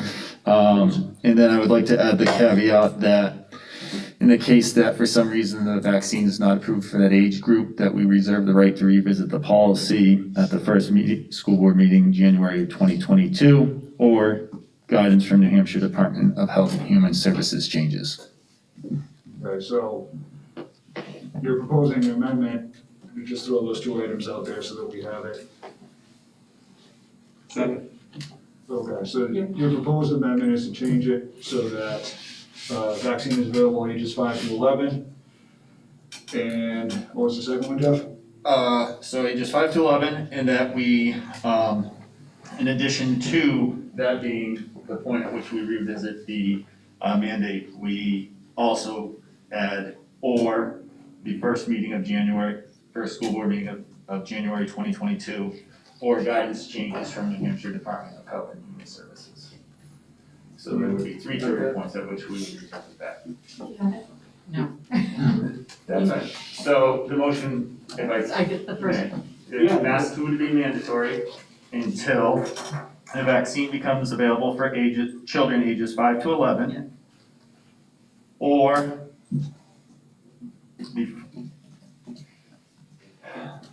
Or guidance from New Hampshire Department of Health and Human Services changes. And if neither of those two conditions have been met, we revisit the item at the first school board meeting, January 2022. Okay, does Jeff have a second on that? Yeah, second. He has a second on that, okay. Nate did. Okay, so any additional discussion regarding the amendment to Nate's original motion? Andy? So I just can't help but think we're kicking the can down the road. We're trying to make a decision now about masks, and now we're saying, okay, well, we're not gonna have opposing views when vaccines become available. And then again, we're deferring to guidance from DHHS, which I think has been pretty consistent that masks are recommended. And again, similar to what I had said earlier, I don't see the current amended motion as presented as solving the problem of COVID cases occurring in our building. Whether you have a vaccine or not, it's still possible to contract and transmit the virus. So I see this as not addressing the root cause of what we're trying to accomplish, which is protecting people in the building, protecting our community. For that reason, I would not vote in support of this, and I would advocate that we reinstate the plan that was presented to us as COVID mitigation strategies for if there are cases in the building, how to handle them, how to escalate them. So to that extent, Andy, I think we should act on the current motion, or the current amendment, and if you wanted to pursue going back to the original plan, that's a motion that you should make. I've been beaten to the punch a couple times, but I will. All right, so we currently have an amendment. What is the vote on the amendment to Nate's motion? All in favor? Aye. Andy, I'm assuming? Nope. Okay. 4-1, so we have an amended motion on the table. In an effort to not have a motion on top of a motion or canceling out, Andy, if you wanted to try to float amending it to your original language, now would be an opportunity to do that, to see if you can get enough traction for it or not. Yeah, so I think I'm gonna have to wordsmith this a little bit, but effectively, I'd like to amend it to say that masks are optional if there are 0 cases in the building, or students have access, and or take a vaccine, and then implement the language that we had previously, which was masks are required or mandatory if there's a active case in grade level PK to 6, entire grade level masks for 2 weeks, or until there are no cases in that grade. 1 active case in grades 7 or 8, both grade levels of masks for 2 weeks, or until there are no active cases in those grades. 3 or more grade levels with active cases, entire school masks for 2 weeks, or until there are no longer 3 grade levels with cases. Can I just try to simplify it a little bit? Go for it. So instead of the whole part about when masks are optional, I think you just read from the matrix, correct? So could we say all, and then just go back to Correct. the optional language in the matrix? And then we have to include all the 3, Yes, go back to the max optional. Yeah. Okay, so just to make it easier. do you have a second? I'm going to second it because I think we should have the robust discussion. To that extent, Andy, I agree with that policy and that it has clear beginnings and clear endings, but I don't know that it's gonna gain enough traction to go anywhere. So is there any additional commentary? All right, Andy, go ahead. I'll just say, I'm trying to find a common ground between people that wanna protect themselves, protect their children, protect the community. With some of the things that I'm hearing is, advocacy for mask mandate and advocacy for vaccines. I don't see the need for those if there are, 0 cases in the building. We have 1 now, so we have steps in place to mitigate that risk. So I thought that would be common ground that we could all agree on. We've got steps in here and action for when masks are required, availability of vaccines to the student population. So I thought that would be an agreeable common ground. Jeff, go ahead. I would just like to point out that matrix, who was it developed by? It's local. Local. It's local. Okay, so no doctors or scientists? It's local. Okay, so I think that making a public health policy on a local level without doctors and scientists input when we have a matrix that was developed by doctors and scientists would be a little presumptuous to think that we're now qualified to overrule medical professionals. And I would also like to point out that,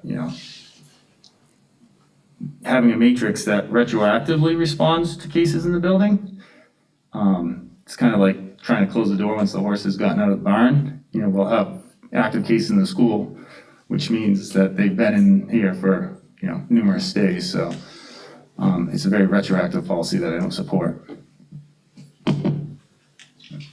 Andy, go ahead. So we took steps at our prior meeting to be proactive.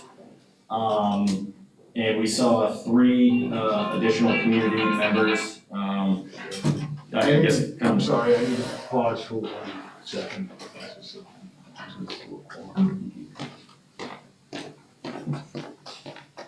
Hello?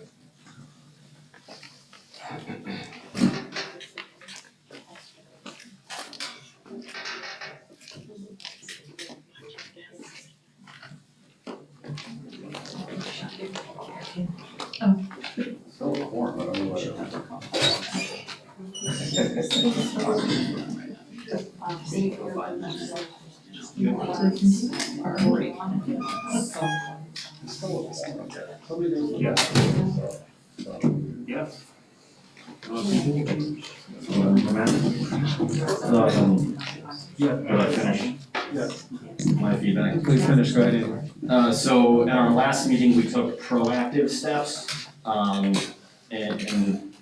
I think that, again, it goes back to two different viewpoints on if we're gonna, label something as reactive or something as proactive.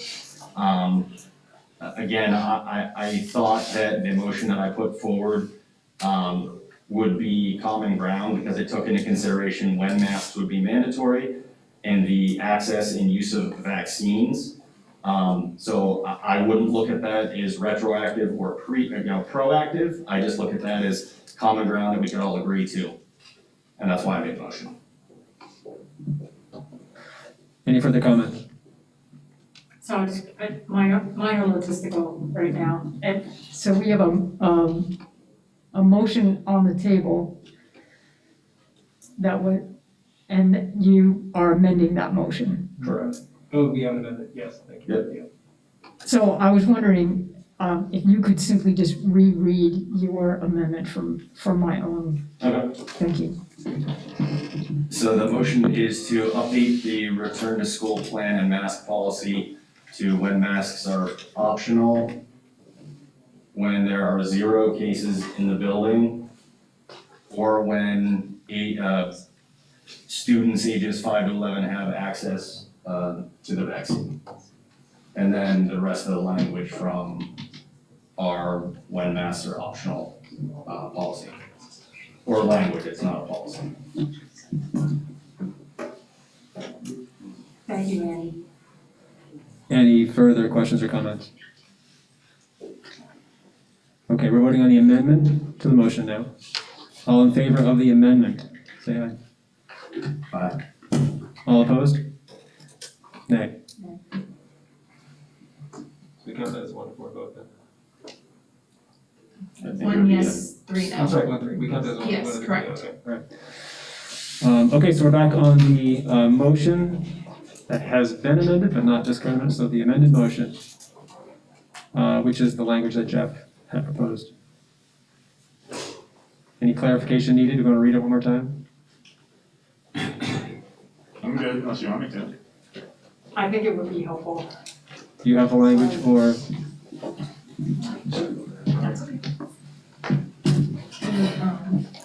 That amendment fails, we're back on this. Okay, all right. So the motion on the table is for masks to be mandatory until vaccines are available for children ages 5 to 11, or guidance changes as issued by the New Hampshire Department of Health and Human Services.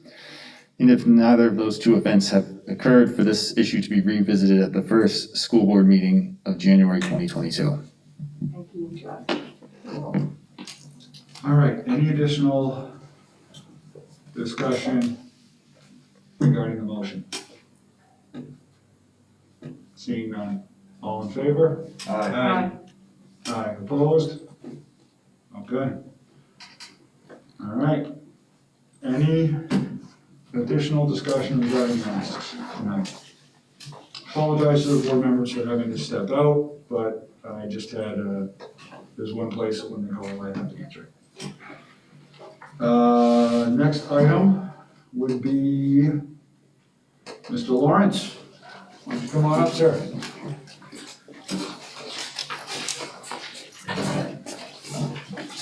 There's no mic over here, is that, Sufficient? I can put one out on these. Thanks, Gigi.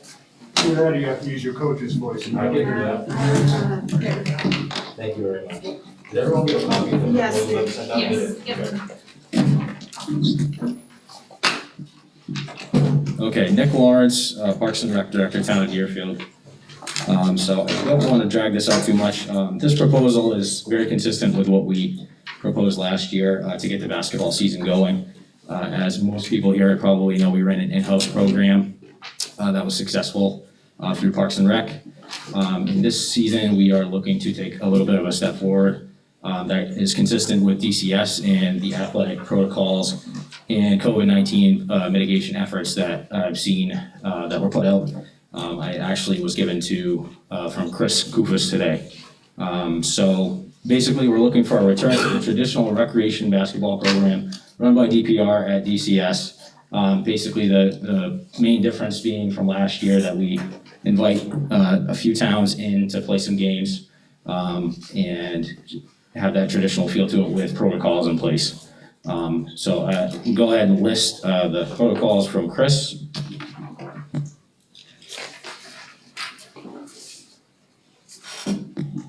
And so my understanding of what's in place is spectators will wear masks, coaches wear masks, players on the bench wear masks, players on the court do not need to wear masks, players do not need to wear masks during warm-ups, and the refs are optional. So those are the protocols that are in place. We will have supervision at the gyms for everything that we have in place as far as practices, games go. On Saturdays, games are only played on Saturdays. So we would have supervision seeing that folks are adhering to all the protocols and policies that are consistent from Parks and Rec with DCS athletics. So I would leave it open to you guys for questions on the proposal. Any questions for Mr. Lawrence? Go ahead. I'm not sure this is a question for you, but thank you for coming in, Mr. Lawrence, I appreciate this. And the chance to see the proposal ahead of time, appreciate that. I guess this is maybe partly a question for Chris or administration.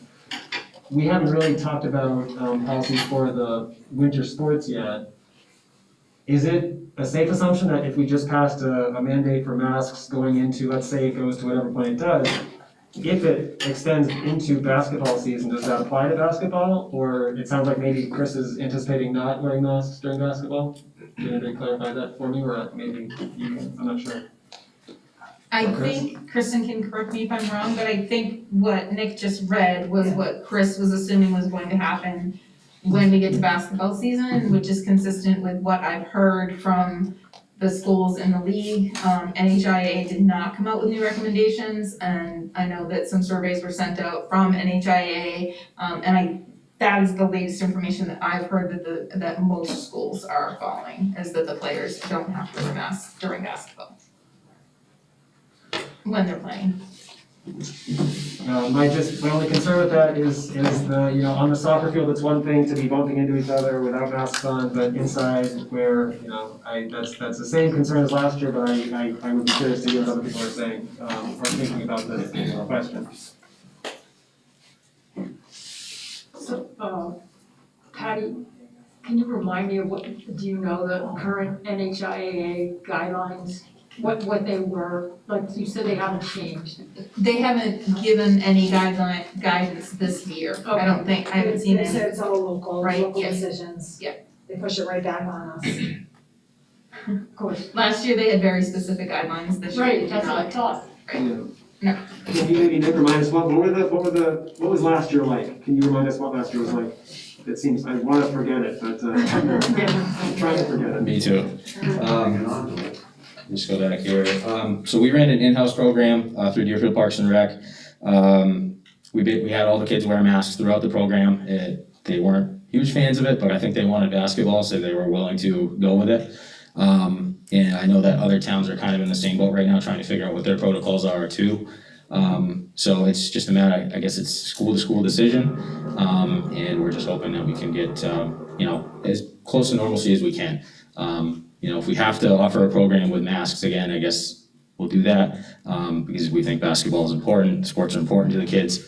But the preference is obviously not hustling down the floor and huffing and puffing with a mask on your face. So that's kind of where we're In sitting. addition, it was Deerfield teams against Deerfield teams, if I remember correctly. Correct, yeah, we did not visit any other towns, and they did not visit us. And I think you're looking to open that up this year, if I remember correctly. That would be the goal for sure. We play against other towns like Barrington, Nottingham, Stratford, and possibly Candia this year. Which are the teams that we're playing against in our division, so. Yep. Minus Candia. Yep, yeah, we're playing many of those teams in other sports already, soccer, baseball, softball. Yep. When do you hope to have the season start? When is the, kickoff there? So we usually go off in, we have a jamboree in mid-December. Typically, we like to give the kids a couple of weeks of practice heading up to that. So that's ideal. We did, I think, start a little bit late last year, with everything up in the air. So, I know as a league, we're looking to have a decision and all of our numbers finalized, mid-November if we can help it. And we would like to, we're already behind on registration starting. So we would like to get that launched ASAP. And I think you're looking to start the season in January, is that correct? Yeah, worst case scenario, if we had to, we typically start in mid-December. December, okay. Yep. So, the jamboree kicks off the season? Correct, Okay. yep. I would say just to other board members, I think that I like the idea of expanding it, moving into including more towns. But if we don't have to make a decision in terms of the mask question, I would be in favor of saying yes to the program. I would wait another meeting to decide on the masks, but at the moment I would say I think we should mandate masks and say yes to other teams in other schools. And that would be also my opinion for the students in our school, not just the rep team. So clarification, when you say mandate masks, are you talking about for the players on the floor? I'm saying for everybody in the building, I guess what I mean is like in line with our school policy, the thing we just discussed for, ad infinitum. Right. The same policy would apply to all players, everybody in the building. And if that changes on January 1st or before then, as a board, then I'd be happy to talk about changing it for the players also. That makes sense. Just to make sure I'm understanding what you're saying, players would have to wear masks while on the court and playing. Like last year. And that's just so you know, that's not the case right now. Like our volleyball team plays, when they're playing, they are not masked, but when they're on the sideline, they are masked. Okay. Just so you know. All right. Yeah. Okay. Happy to think about it. All right, so I think, why don't we break this into two questions? The first one is let's separate momentarily the mask question, unless we don't need to, but I feel like we're gonna get there. So we want to give Nick the go-ahead to use the facility for the basketball league. Yes. Okay, so does that need a motion, or can we do with consensus? I think given it would be cleaner to have it very clear in the minutes. I will with make a a motion that we allow Deerfield Parks and Recreation to use the DCS gym facility for their basketball program as outlined in the proposal provided to us, with the issue of masking to be determined at the next school board meeting. I'll second that. All right. Any additional discussion? Nick, does that give you enough to get the ball rolling? I think that does it. We'd like all the details, but at least we know we'll have a place to play, so we can start with that. I think at the next meeting, if you're available to come back, and maybe we can have Chris come back at the same time. Kristen, would that be, As the athletic director, you mean? yes, Chris, the athletic director, to come back. He's got to put a different hat on. Uh-huh. Can I ask just a quick question? You can ask Nick anything you'd like. Okay, Nick, can you tell me the age span of students that'll be involved in the program? Good question. We typically open it up. We have kids as young as kindergarten, and we do open it up all the way up to 7th and 8th grade. Traditionally, in the last couple of years, we haven't had 7th and 8th grade full teams. Last year when it was in-house, it was interesting. We did have a couple of 7th and 8th graders that did participate because they didn't need a full team to participate. So we did have that last year, but you can usually expect kindergarten up to 6th grade. Okay, thanks. Andy? A question for Christian, if I could. The volleyball team, you said they're not wearing masks while they're playing. Correct. Are they only playing against, other residents of Deerfield? No. It's a school sport team. so- Regular season, regular other teams. Yeah, but teams follow the guidelines that we have in place when they're here. And our team follows their guidelines as well. Perfect, thank you. All right, additional questions for Nick or comments from the board? Sorry, go ahead. I was just, when we go to other schools, have there been schools that have required our players to be masked? Nick, Okay. that's a question for you, sir. No, actually, No, it was I was a for- question for the. Oh. Volleyball. I'm And I looked to, Mrs. Delsey, just for clarification. Some of them don't even wear them in the bleachers, too. All right, and then Andy, So I just had a follow-up. Why are we approving only the use of the facility if it's currently being used in a manner or fashion that would have athletes not wearing masks, but spectators, visitors, coaches wearing masks? So I see that as the same as what's being presented to us now.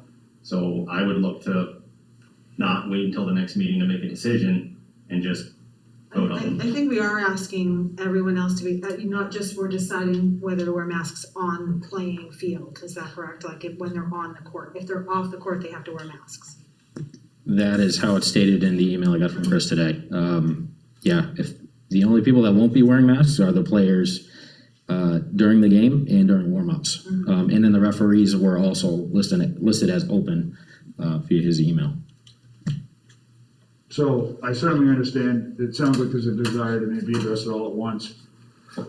I just wanted to, I guess, let Chris talk before we finalize that end of it, but still give Nick an opportunity to kind of get registrations and stuff rolling. But if you want to try to kill it all in one fell swoop, Yeah, I look at it like it's probably not appropriate, but if we remove volleyball and insert basketball, the same procedures are gonna be followed, so I don't understand what waiting is gonna accomplish. I think the only thing that made a difference in my mind is that most of our volleyball players are middle school players, and so they have the opportunity to be vaccinated, and the large majority of Parks and Rec kids will be younger players, and as of yet, they will not be. Maybe by the time they start up, maybe so. Andy, When did the vaccine become available to those middle schoolers that a majority of? beginning of summer or last spring. And so do we know the percentage of that who have taken the vaccine? I don't. I think the other difference is that volleyball courts spread out feet apart each player, whereas basketball, you get me down in the post. Nothing I'm gonna happens. swap it up. It's a high contact sport in close proximity, so I'd like to hear Chris's just input and. I certainly hope that you can get a strong turnout. I enjoyed when I was coaching the rec teams, and obviously that was in a much more normal time. But it was something I used to spend a lot of time looking forward to, so hopefully try to get that going again. Is there any additional discussion regarding this? All right, all in favor? Aye. Andy, or, aye, okay, that's unanimous, so Nick, that gives you the go-ahead to get rocking. Next meeting in 2 weeks, which is on November, is it the 2nd?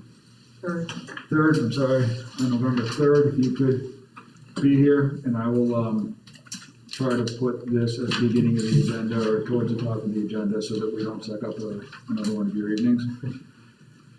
And we can talk to Chris at that time as well, and give you a determination on the masks. Quick note on that, just before you go promising that, we had discussed previously having LaValle Brensinger give a presentation and do a forum on that November 3rd. Oh, they cost a lot more money. For the first hour. Yeah. Yeah. So if that's for the first hour, then that would be, 7 o'clock realistically. Yeah. So unless you want to hear about what we might be doing. Yeah. All right. Appreciate the time, guys. Thank you. Thank you, Nick. Have a good night. I noticed that we skipped the consent agenda items. Oh, I thought we had to go to non-public first. I don't think so. You have a leave request that wouldn't retire unless you needed to, and then you have transportation invoices. So did everybody have a chance to review the leave request?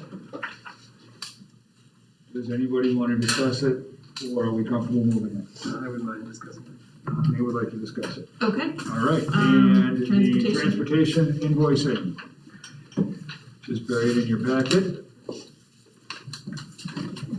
we have an invoice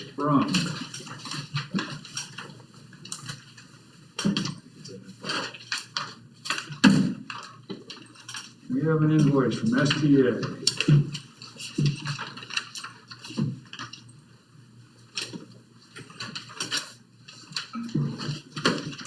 I'll move to accept it.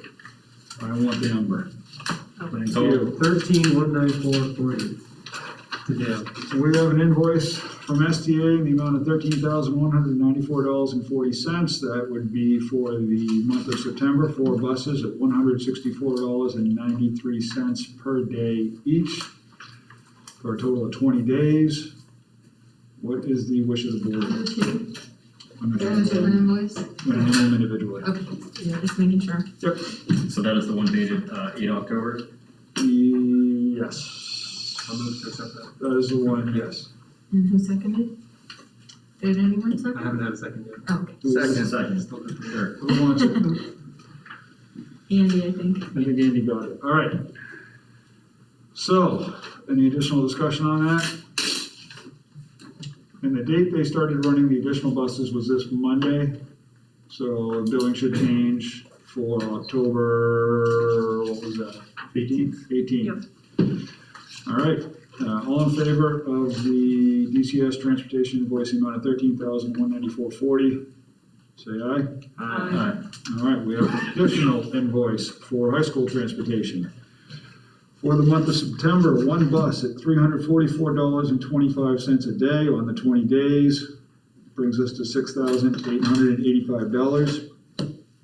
What's the wish of the board? Not seeing it. Scroll down. Same file, okay. Yep. Figured you Motion had to- the laptop, should have put that up. What's the wish of the board? Move to accept. Move to- Second. Okay, I'm sorry, can you just, Gigi I seconded. can't see the last Nate name. moved, Gigi seconded. Judy. All right, Thank you. all in favor? Aye. Aye, all right. Takes care of STA. Sorry about that, Patty. It's okay. All right, that brings us to, ironically enough, the transportation update. Do you have anything else, Patty? Do you wanna just update so everybody knows where we're at with the number of buses and? Sure, we're at 6 buses. Amy Cron has joined the ranks of bus driver extraordinaire. And we have a new driver that transferred here from, I believe, from Raymond. So that gives us 6 buses. No more early morning drop-off, no more double run in the either morning or afternoon. And greatly appreciate people that offer good service coming early and leaving late. Right now, the only bus number that I have is Amy's bus. She told me that on red bus numbers, the morning run on Monday, she had 22 students, and the afternoon she had 23 students. So we're looking at a capacity of 55, right, or 53, without one weird seat in the back. Tuesday morning, she had 31 souls on her bus, and in the afternoon, it was 26, and then this morning, she was at 31 as well. So she definitely has some capacity on red bus.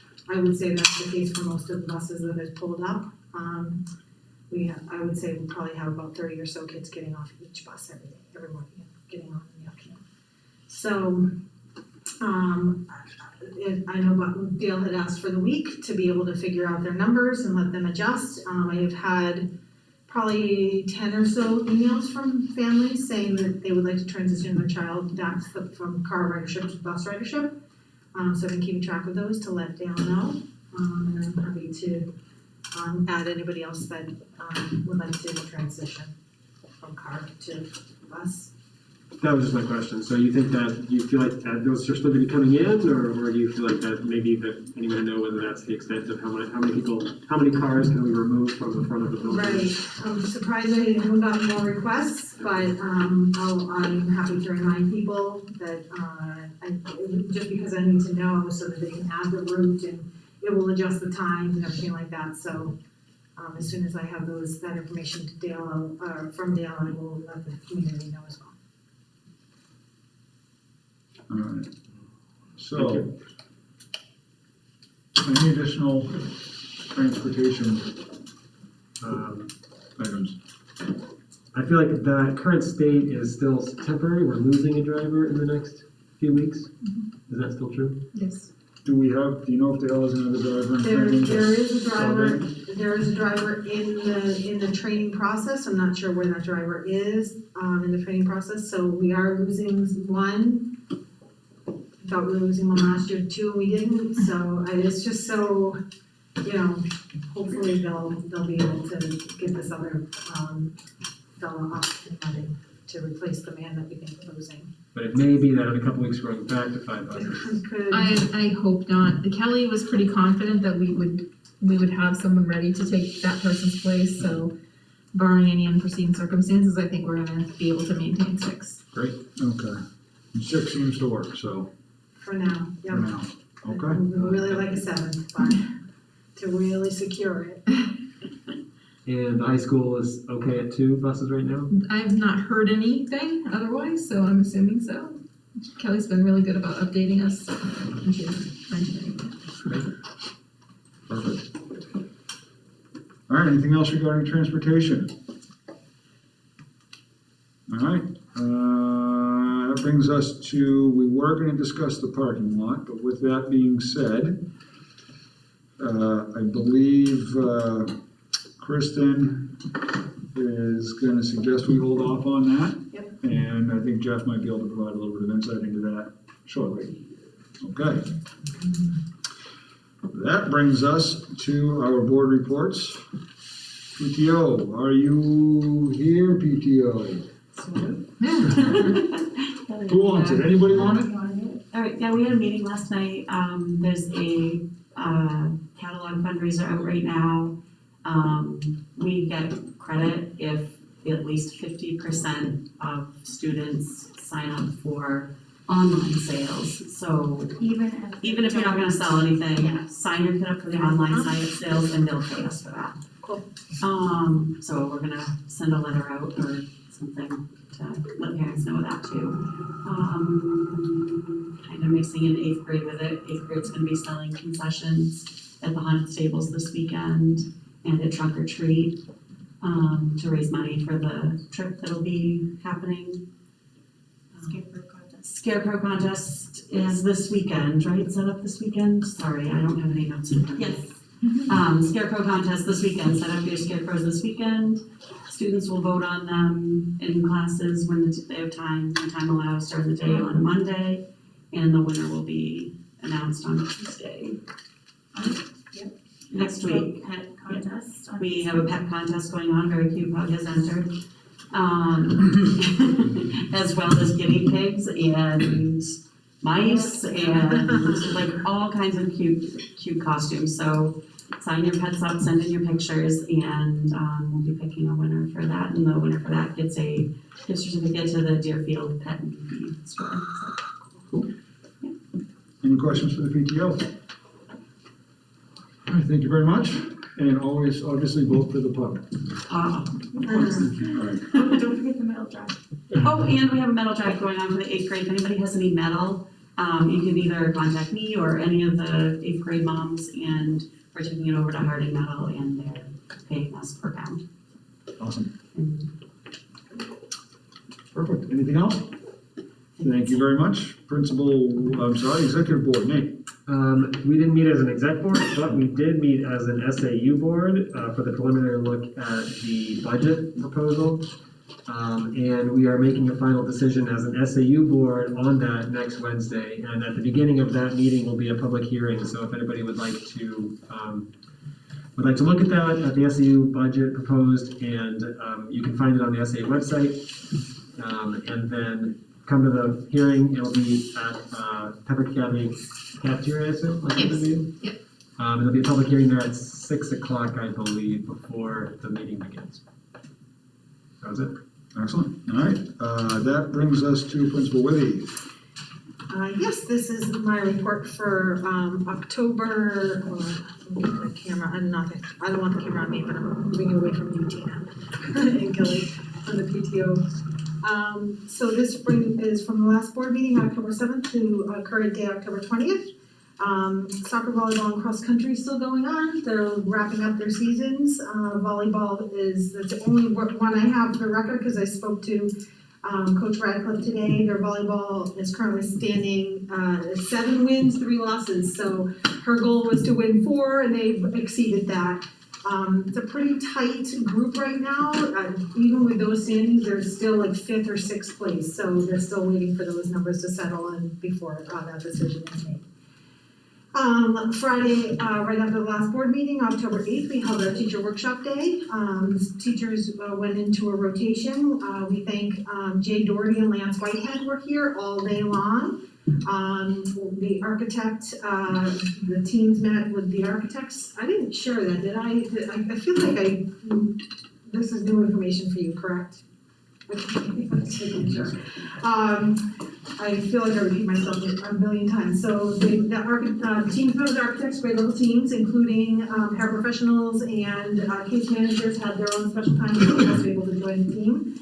And had about a 20-minute block of time to discuss what they would love to see at this school. Both Jay and Lance felt that the team was really positive, that a lot of the information came out of it. And in Jeff's update, they really did include a lot of the information that teachers had brought to the attention of the architects in their renderings that they brought forward today. In addition to that, we were able to clean out one of the pods. That's been our goal, is to try to get down to 1 if we have to. We'd love to get rid of all 3 of them. We definitely got rid of 1. So teachers went in and took care of that, and they had some team time as well. The next rotation on that day, big thank you to Lindsay Maxfield, who organized the social studies work the teams did together. They were firming up their essential questions as well as their units that they teach, and so they took a lot of time that day to work on that. And then big thank you to Michael Tron and Brooke Pretricelli, who did 3 different presentations on culturally responsive teaching. And with a technology twist. So they did a wonderful job. Tons of great feedback from the staff about that particular session as well. This past week, starting the week of the 12th, which was last Tuesday, we started back up the classroom in the homeroom of the week. Mr. Ferdinand's class, the 3rd graders, were the first classroom of the week, so I joined them throughout the course of the week. I do announcements on the first day, followed by morning meeting, and then we visit the class throughout the week, snack time, and we usually try to join a lesson of some sort, read a story to the kids. So every day, I did Mr. Ferdinand's class, and Mr. Green is doing Mrs. Lucas' class this week. So that's, and you'll have to stay tuned for who's next week, because the big announcement is made on Monday when I walk in to do announcements. So that's been a lot of fun, getting back into the classrooms and seeing the kids and getting to know their routines. On Wednesday the 13th, 4th grade visited Strawberry Bank. Did a wonderful field trip. This past PE Wednesday, we had our afternoon medleys. As you know, we're a CFG group. We have Critical Friends group with a couple of Jess Sticky and Sarah Chase are the leaders of one of the group, and Greg Bover and Heather Swanson, I believe, is the other. Gigi would remember CFG pretty well, I'm sure. It's just a time for staff to get together and pose a problem and do some problem solving around strategies to fix that problem. So that was one of the groups that met. Another afternoon medley was a webinar, and there was some social studies planning going on, and again, teachers time to dig into the culturally responsive workshop that had been done that previous Friday. So for afternoon medleys, just to remind you, teachers get to choose. They decide what the medleys are going to be for the afternoon, and then they decide which one they want to participate in. So we had teachers busy last Wednesday. Friday the 15th, our 7th grade advisories took a field trip to Demerit Cole Farm and did some apple picking and some advisory bonding experiences. And then 8th grade Baggett took a field trip to Hampton Beach and had a great day with each other. We got a ton of great reports from both field trips. And then on Friday the 15th, Jay and Lance were back here to do a visioning session with administration and some other staff members. Patty and Ryan and Lisa and I were in this group. We invited Brooke Petroselli because she had come with Patty and I to the Learning Environments for Tomorrow at Harvard a couple of years ago. So we brought her into the group. Kristen Davis and Jamie Oddly joined us as curriculum specialists. And the architects will be back to talk to some middle school representatives because the 7th and 8th grade was on a field trip that particular day. So they were not part of the group, but they certainly will be. And Barbara Cook stopped by for a quick visit and gave some feedback. This past Monday was a CRB meeting, and I know Gigi, I'll give that update in a moment. And then today was SAU leadership. We try to get together once a month with Chris Motika and Patty and Peter Warburton. Karen Gersha are usually there, and then all the principals, assistant principals, and special ed coordinators in the district get together to just go over different things. So a couple topics were discussed today, including a revisit to thoughtful classroom, where each town is, where each school is in that process. Chris Motika will be here tomorrow, and he also to meet with 8th grade, and he will be back on Monday to meet with 6th and 7th grade. This month's middle school focus is assessing the assessment rubric with a focus on authentic and engaging learners. The outcome is to assess a piece of work using the rubric and reflect on areas that we would like to grow and improve. And just for some information about upcoming events, this Saturday is the Cross Country New Hampshire Middle School State Invitational. And the next Friday is our first middle school dance in a long time. It will be a Halloween theme, and we're doing it outside in the back. The 8th grade magnet that's planning it is very excited about it. We've been doing a lot of work. So, and just for a couple of we had A Day on Thursday the 21st. So as you know, A Day is Admin Day, and so administrators try to meet with couple of different grade levels each at A Day. This particular day we met with kindergarten, 1st grade, 3rd grade, and our music teachers. So kindergarten is busy working away, learning their numbers, writing their numbers.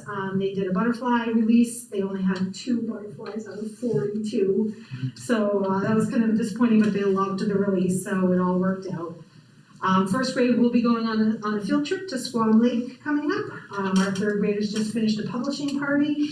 And some updates on our music. CHS Jump Off Day, they usually have the band kids go to one of the football games so that they can see something that's how exciting, something to look forward to. Like this could be you one day soon. And unfortunately it was canceled due to the dance. The dance was scheduled for the 1st day. So only a few students had shown up, had said that they would go, so they're going to try to do something different. But in May, there is a New Hampshire Music Festival that we're talking about letting our kids go to this year. The NHMEA put out a big survey to all the schools, like would you come if it was just your school, and a few, so we've responded to that, and we're just waiting to hear back from that. But in November also is the UNH Band Day for the where our kids can go and watch the Wildcat Marching Band and Wind Symphony. So we'll be bringing kids to that. We estimate probably about 40 kids or so attending that. So that will be on November 5th. And hopefully Mrs. Davis and Mr. Trong have given information about that. So that is my update on the principal update.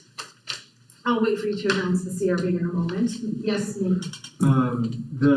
Your comment about the Concord band is an interesting one, and I would be curious if they, as in Concord High School, has made any efforts or contact through you to invite all of our, middle schoolers for sort of like a Deerfield night at football or something like that, or has it just been limited to the band? It sounds like. Yeah, I think that Melissa does this. It's been going on for quite a few years. There were actually this was the date she tried to avoid, but it was the only date that worked out for Concord, and in the end it didn't work out for us. So, but I'm sure Melissa could provide more information about that. Yeah. But if Melissa's doing it, then it sounds like it's a band thing. It's not a Concord High School to our students. No, it's just a band thing. Thank you. I'm sorry to clarify. No, thank you. Additional questions for Principal Withy? All right, CRB, Ms. Clippa. Yes, I was unable to zoom into the meeting, it was a Zoom meeting, so Principal Withy is going to update us. Okay.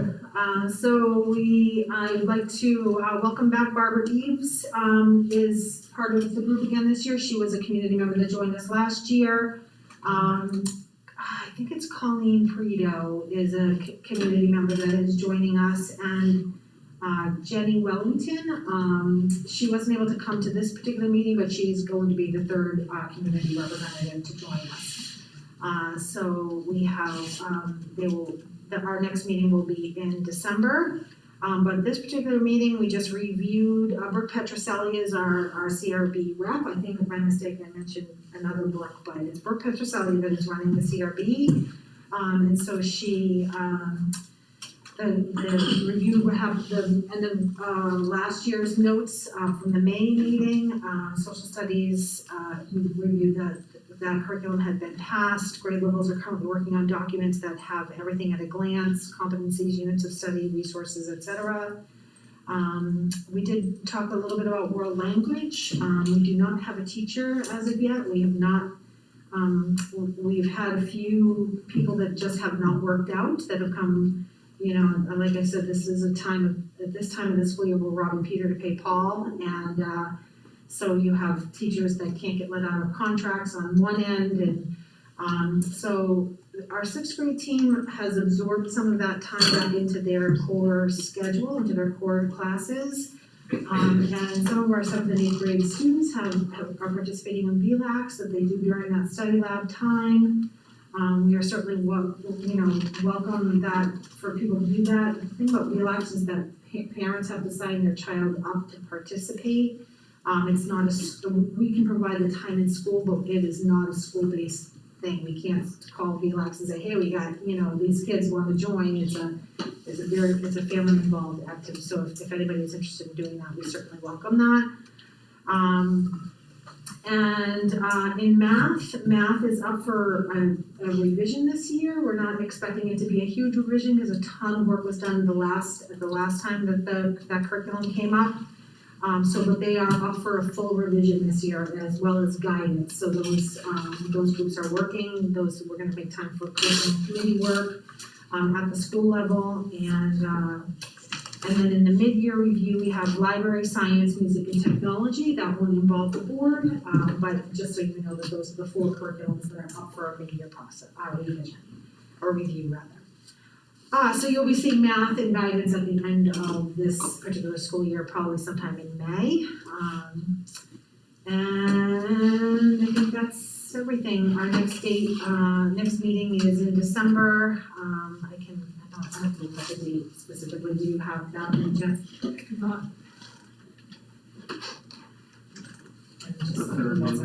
was gonna say, I think it's usually like the third.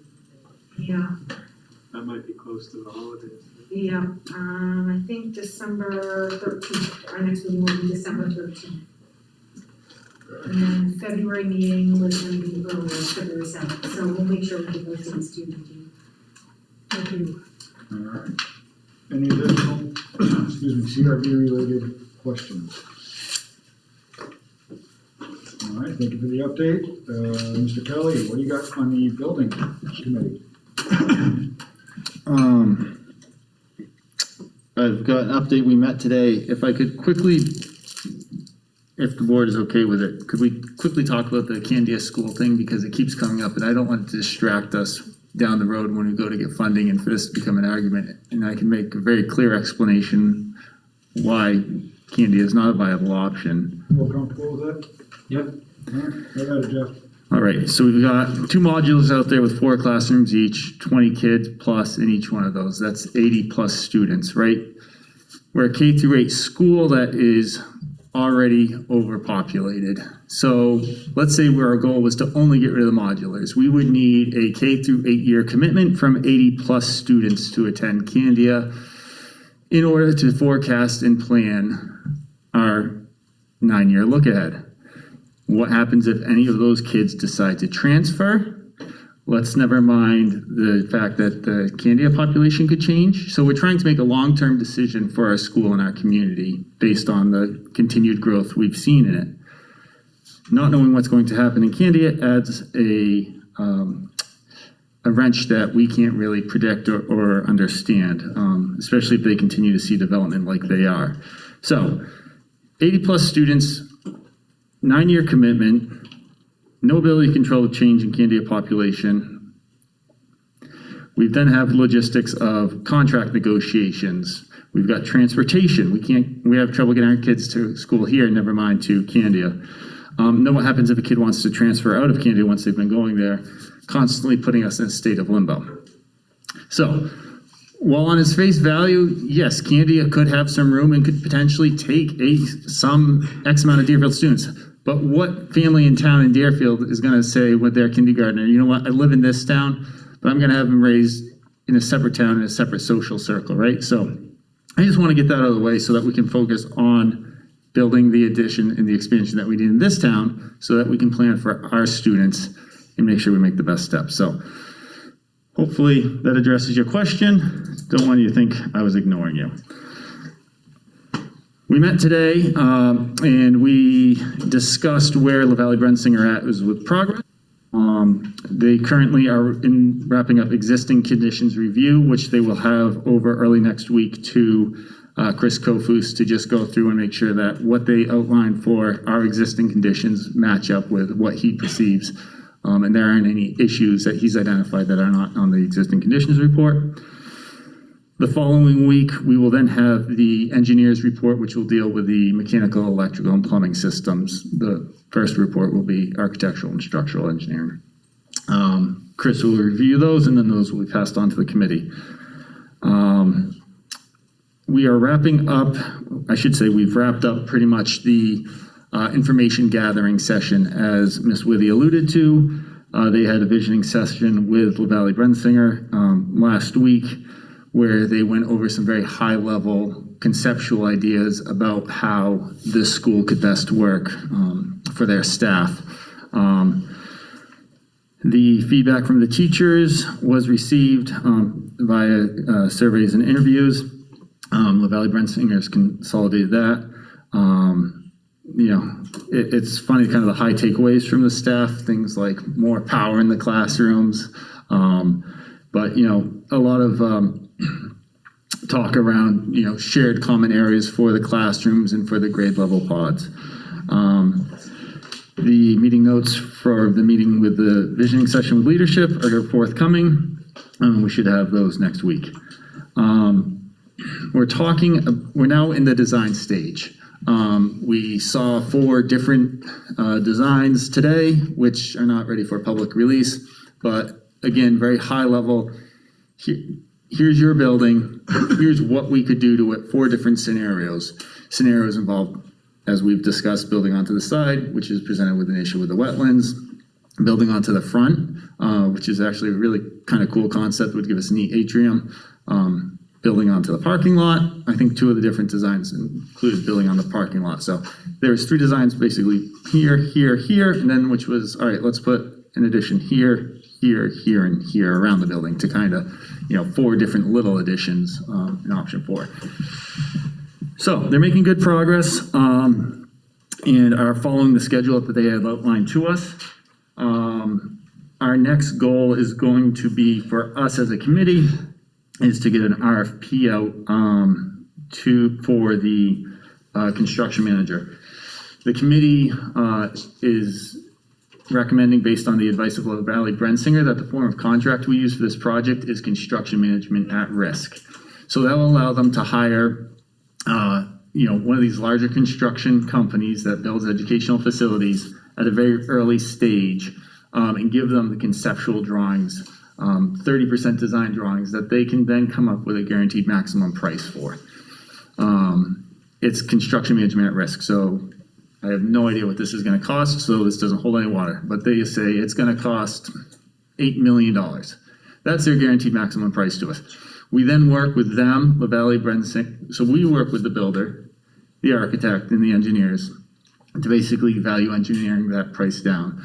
But they're held to that maximum price. So Do we need the board's approval to, all right, so, the other option, just to put them both out there, was, we could take the design drawings and they could sub it out to a construction estimating company, you know, XYZ construction estimates, and they'll give them the 30% design drawings and they'll say, we think this is gonna cost $9 million, whatever. They're not held to that, there's no collaboration. It gets us a number, but it's not the form of, you know, it's not the way they suggest we proceed with this. I would look for the board to allow us to issue an RFP for a construction manager with a guaranteed maximum, construction management at risk with a guaranteed maximum price contract. So moved. Over to you. So is that from Gigi? Yes. All right. Go ahead. That was it. All right, any additional questions for Jeff regarding that aspect? What's the timeline? When does that expect to come back? And how many likely bidders would there be for this RFP? And what's the market? What are we looking at for the next phase? So I can't speak to the market and the number of bidders, but you know, they indicated to us that we're going to be on the smaller size. You know, I don't want to publicly talk about any names that they threw out there, but if you Google, there's huge multi-million dollar construction companies that focus on building educational facilities. We'll probably be on the smaller end of it, but We're not building a high school, we're building an addition. Yep. Right, so it's not a whole campus, it's an auxiliary to what we already have, so it's a smaller project than that. the way it will work is that they'll put together the RFP for us. They're gonna hold our hand through the process. Then we'll post it, you know, in the newspapers, on constructionsummary.com, on all the bidding websites, so they'll all see it come across their desk. And then LaValle Brensinger will also reach out to construction companies that they've worked with in the past and say, hey, make sure you guys take a look at this. They're obviously not obligated to bid on it. But if your concern is, will we not have anyone bid on it, I would be shocked if that were to occur. And just so you know, the contract would be written in such a way that we're not obligated to use, you know, if the bond doesn't pass, then we're not, you know, obligated. We'd be paying them for this first half of the service, which is the pricing and collaboration. But that was already last year's vote. We already have the money for that. Is that when you say the first half of this process, we're already paying for that, or? Correct. We already have the money. Yeah. It would just be the contract that we're entering would be help us get to a bond vote. If the bond vote's approved, then you will be the construction manager. Andy? The next steps we're talking about are in alignment with best practices that LBA has followed on other, you know, successful projects. Yep. And then timeline, once the RFP goes out, do you think is it a 14-day? I don't know how long those tend to go out for. And then given that, and how long do our architects have to get the 30% ironed out to then provide to these people to be able to get this thing out of the warrant? What they said to us today was that they were going to have the design drawings and pricing complete by January. January. Okay. So, I mean, we got to keep moving along, but Wait, that's LaValle Brensinger getting the 30% drawings, or that's the result of the RFP? Those drawings are already by January. so they're both going to happen in tandem. So that's why we need to get the RFP out so that we need to issue an RFP next week. Gotcha. Get those results back in 2 weeks, 3 weeks, whatever. I see. But we need to get moving here so that we can have them lined up and ready to go so they can And then start work that. together until January to make this. Correct. What you're saying. I got you. Yep. Work in parallel. Okay, I missed that part. Yep. All right, so we have a motion on the floor. Any additional discussion? All in favor? Aye. All right, what else you got for us, Jeff? Okay, so that's that. The other things are, so LaValle Brensinger will be here next meeting, November 3rd. I would encourage, this happens every time, I would encourage the public to attend. It's a great chance to provide input on this project and give them your feedback. We have a committee meeting at 4, then LaValle Brensinger will be meeting with the forum and us at 6, so we'll be able to ask any questions that you might have that I haven't been able to adequately answer. And then the only other thing is we need to start building kind of a grassroots marketing team. So if you know of anyone who wants to get involved, please reach out and let me know. And that's it. Nick? Is the next week's meeting, did you say 2 weeks? Yes, November 3rd. Is that the last chance for the community to have input? Is there a time, do we keep going for the next couple months? Obviously, we don't want to be giving too much input at the last second, but is there a way where if a group misses the meeting next meeting, are they done? So what we talked about today was we were going to host an in-person November 3rd and then a virtual November 10th. Based on the experience of the high school forums, we're going to see what kind of turnout we have at the November 3rd meeting and reception. I would love if people want to reach out and, get involved, but we do need to move rather quickly. And so I'd say, we absolutely 100% want public comment, but it needs to be done in a quick and concise manner so that we can get this on the warrant article. And Nate, we did let them know that we live stream our meetings and record them, so they were comfortable with that, so that if anyone couldn't make it to the meeting, we could still see the presentation, see the forum, and then you could email feedback as it's done too. Great, thank you. Sure. All right, any additional questions for Jeff? All right, Nate, let's go into high school. Not much to say, we're still working. Is it feasible that we should talk about asking our superintendent for us to maybe, like we did in Concord, maybe it's time for us to say Coburn, probably the next one to. I think that's a great idea. I think that while things are working sort of one direction, we shouldn't only be working in one direction. And so therefore, since we got a clear message from the community that choice and multiple options are something that a lot of people want, I agree with that.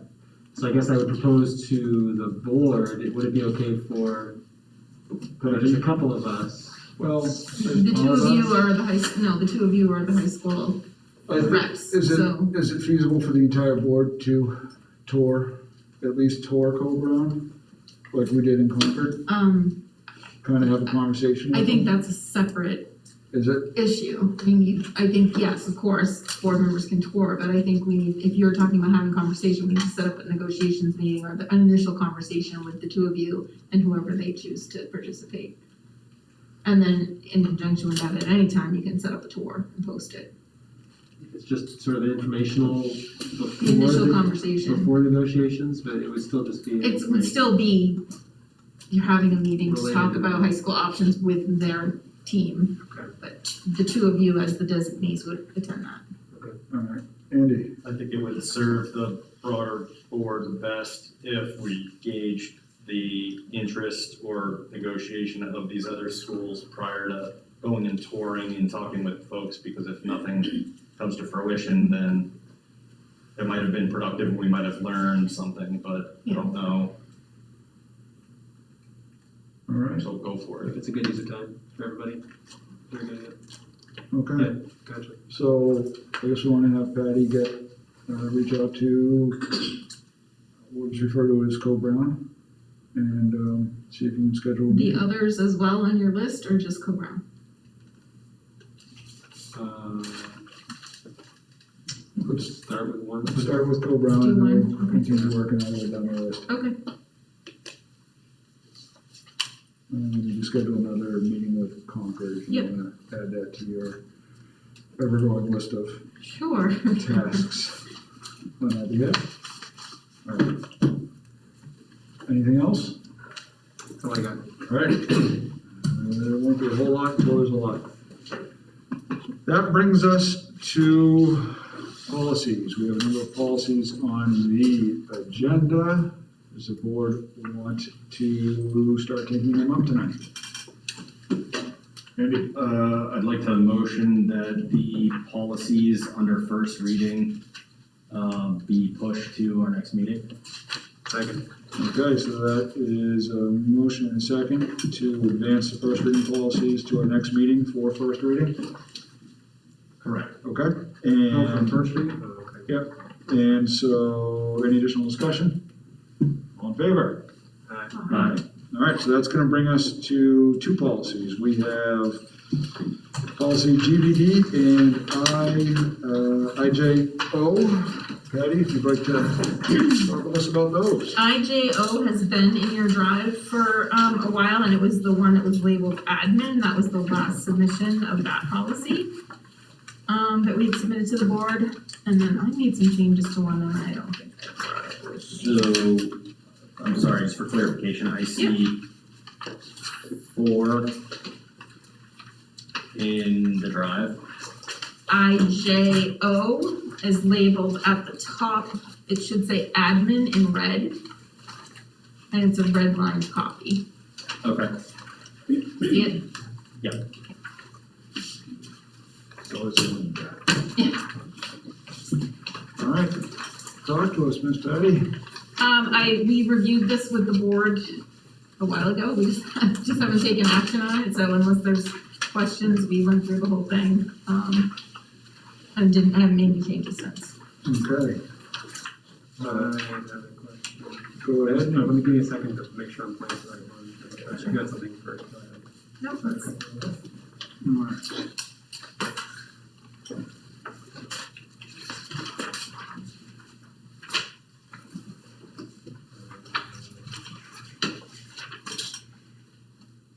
All right, what's the wish of the board on, policy GBD? We are referencing the, Are you skipping over the, you're gonna move on from Oh, I'm that? sorry. I think Nate was, had a question on IJO. Yeah, right? I'm looking in the drive, maybe I'm not seeing the admin version of it. So there is one in there that's listed as red line. Yeah, is that the one that's admin? I don't see the word admin on it. Unless I It's open. at the top of the policy, it says Oxnard in parentheses, and next to it, it says admin in red. Okay, yes, that's the one I'm looking at. all right, so we're addressing IJO at the moment. Yeah. Okay, sorry, we're out of order. Yeah. Go Is anybody else looking at that right now? Yes. All right, at the bottom of the second to last paragraph, that's all redlined out, it says underlined, unsure whether or not this policy is an appropriate place for an evaluative tool, which is a statement I agree with, but is that wasn't part of the policy, right? No, that would be, sorry, that should have been struck. That should be struck Yeah. also, okay. But that last sentence there would be added? In order to foster strong partnerships? I believe so. That is intended. Right, Kristen, that was part of it, yeah. That is part of it, Yep. okay. I was just unsure which was, so that unsure statement should be going. Yes, sorry, that should have been struck, yeah.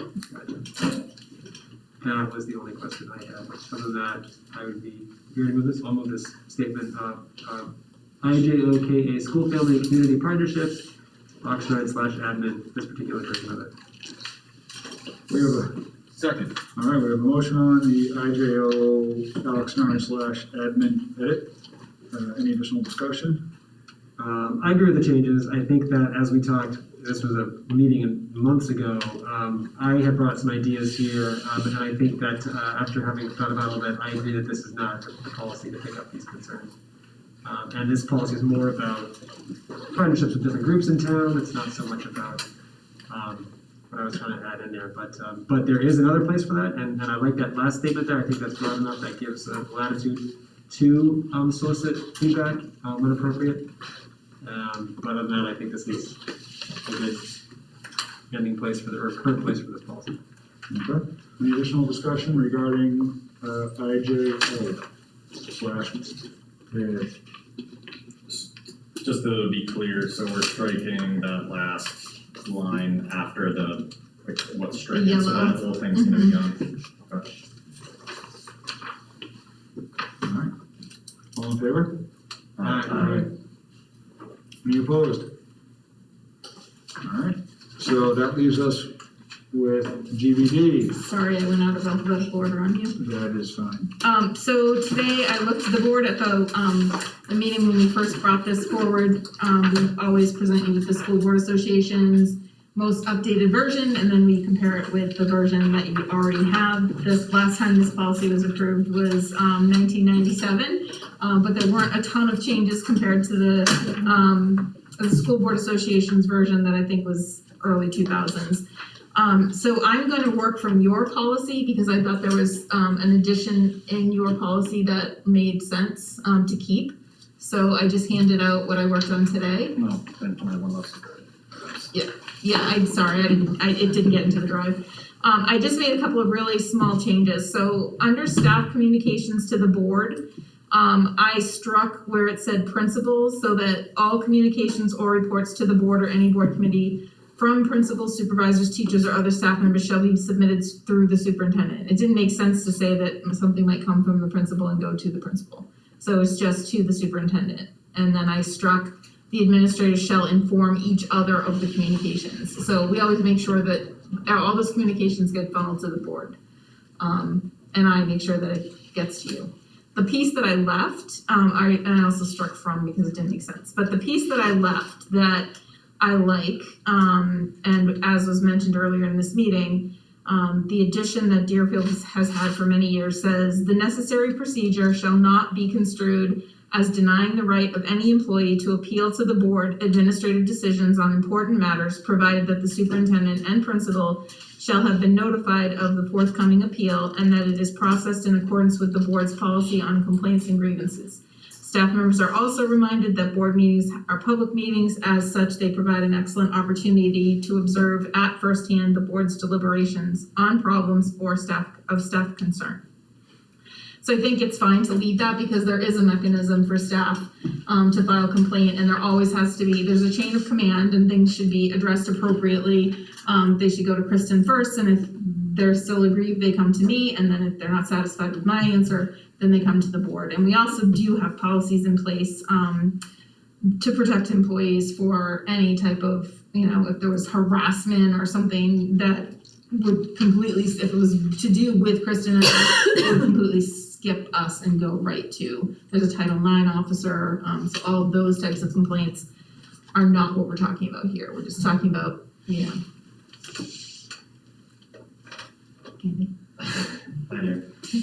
just curious, does it, I think in some of the other policies, there's like a footer and it like lists law and all sorts, and like when it was last revised and stuff like that. This is a completely optional policy, so there's no, I don't think there's a statutory reference in this one at all.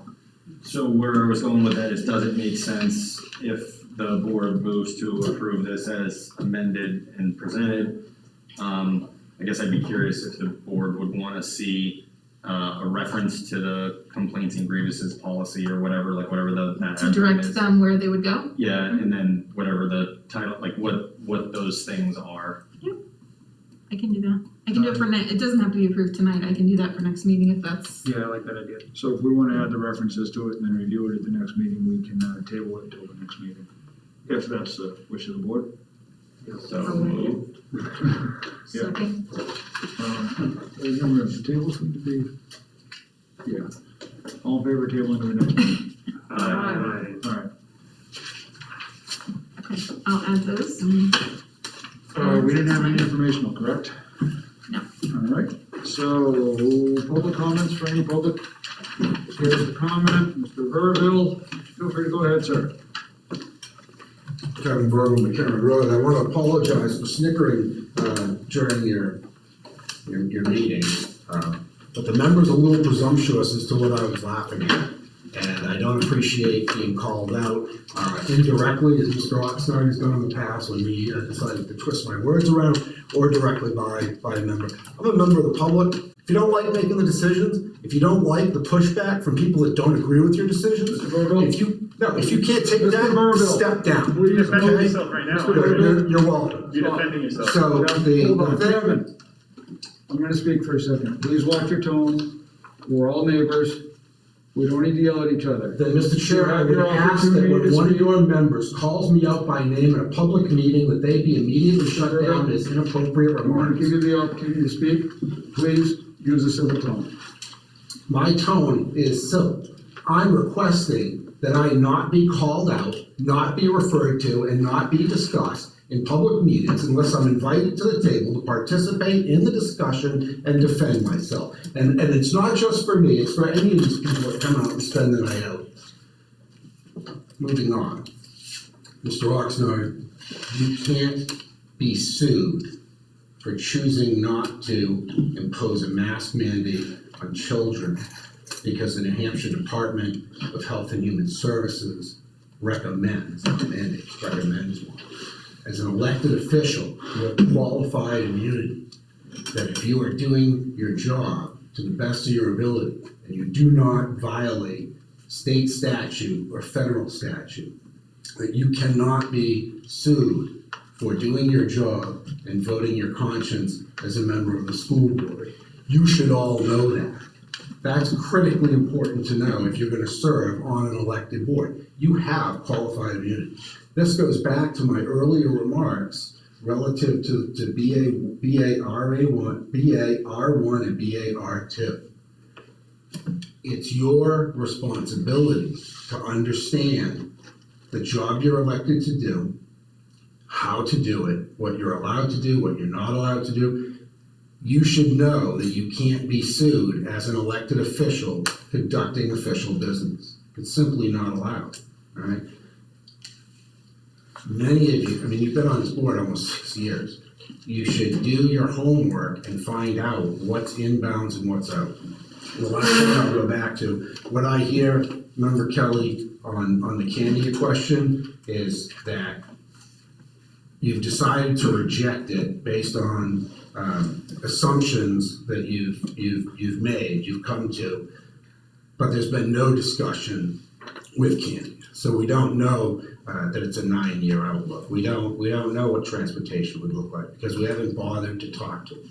So while maybe that question is settled for you and off the table for you, I can assure you it is not off the table for other citizens in this community because there hasn't even been basic outreach to Candia to find out what may or may not be possible. For all I know, Candia would tell us to shut off. But if you don't pick up the phone and call them, you don't ask. They have a lot of space in that school. Anyway, thank you. Have a nice evening. Thank you, Kevin. Additional comments?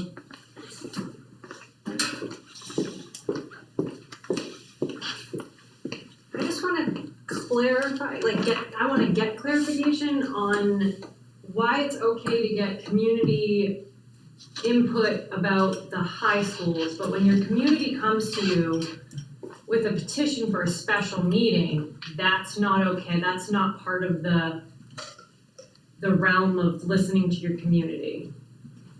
And you can't even answer me. I can't, there's no community here. So, what I'll tell you, Bobby, is we can email you the motion that was passed by the board in regards to the special meeting.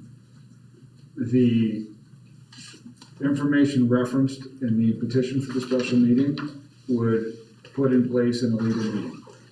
And the board cannot hold an illegal meeting based upon the language that was requested in your petition. And that is the board stance at this point.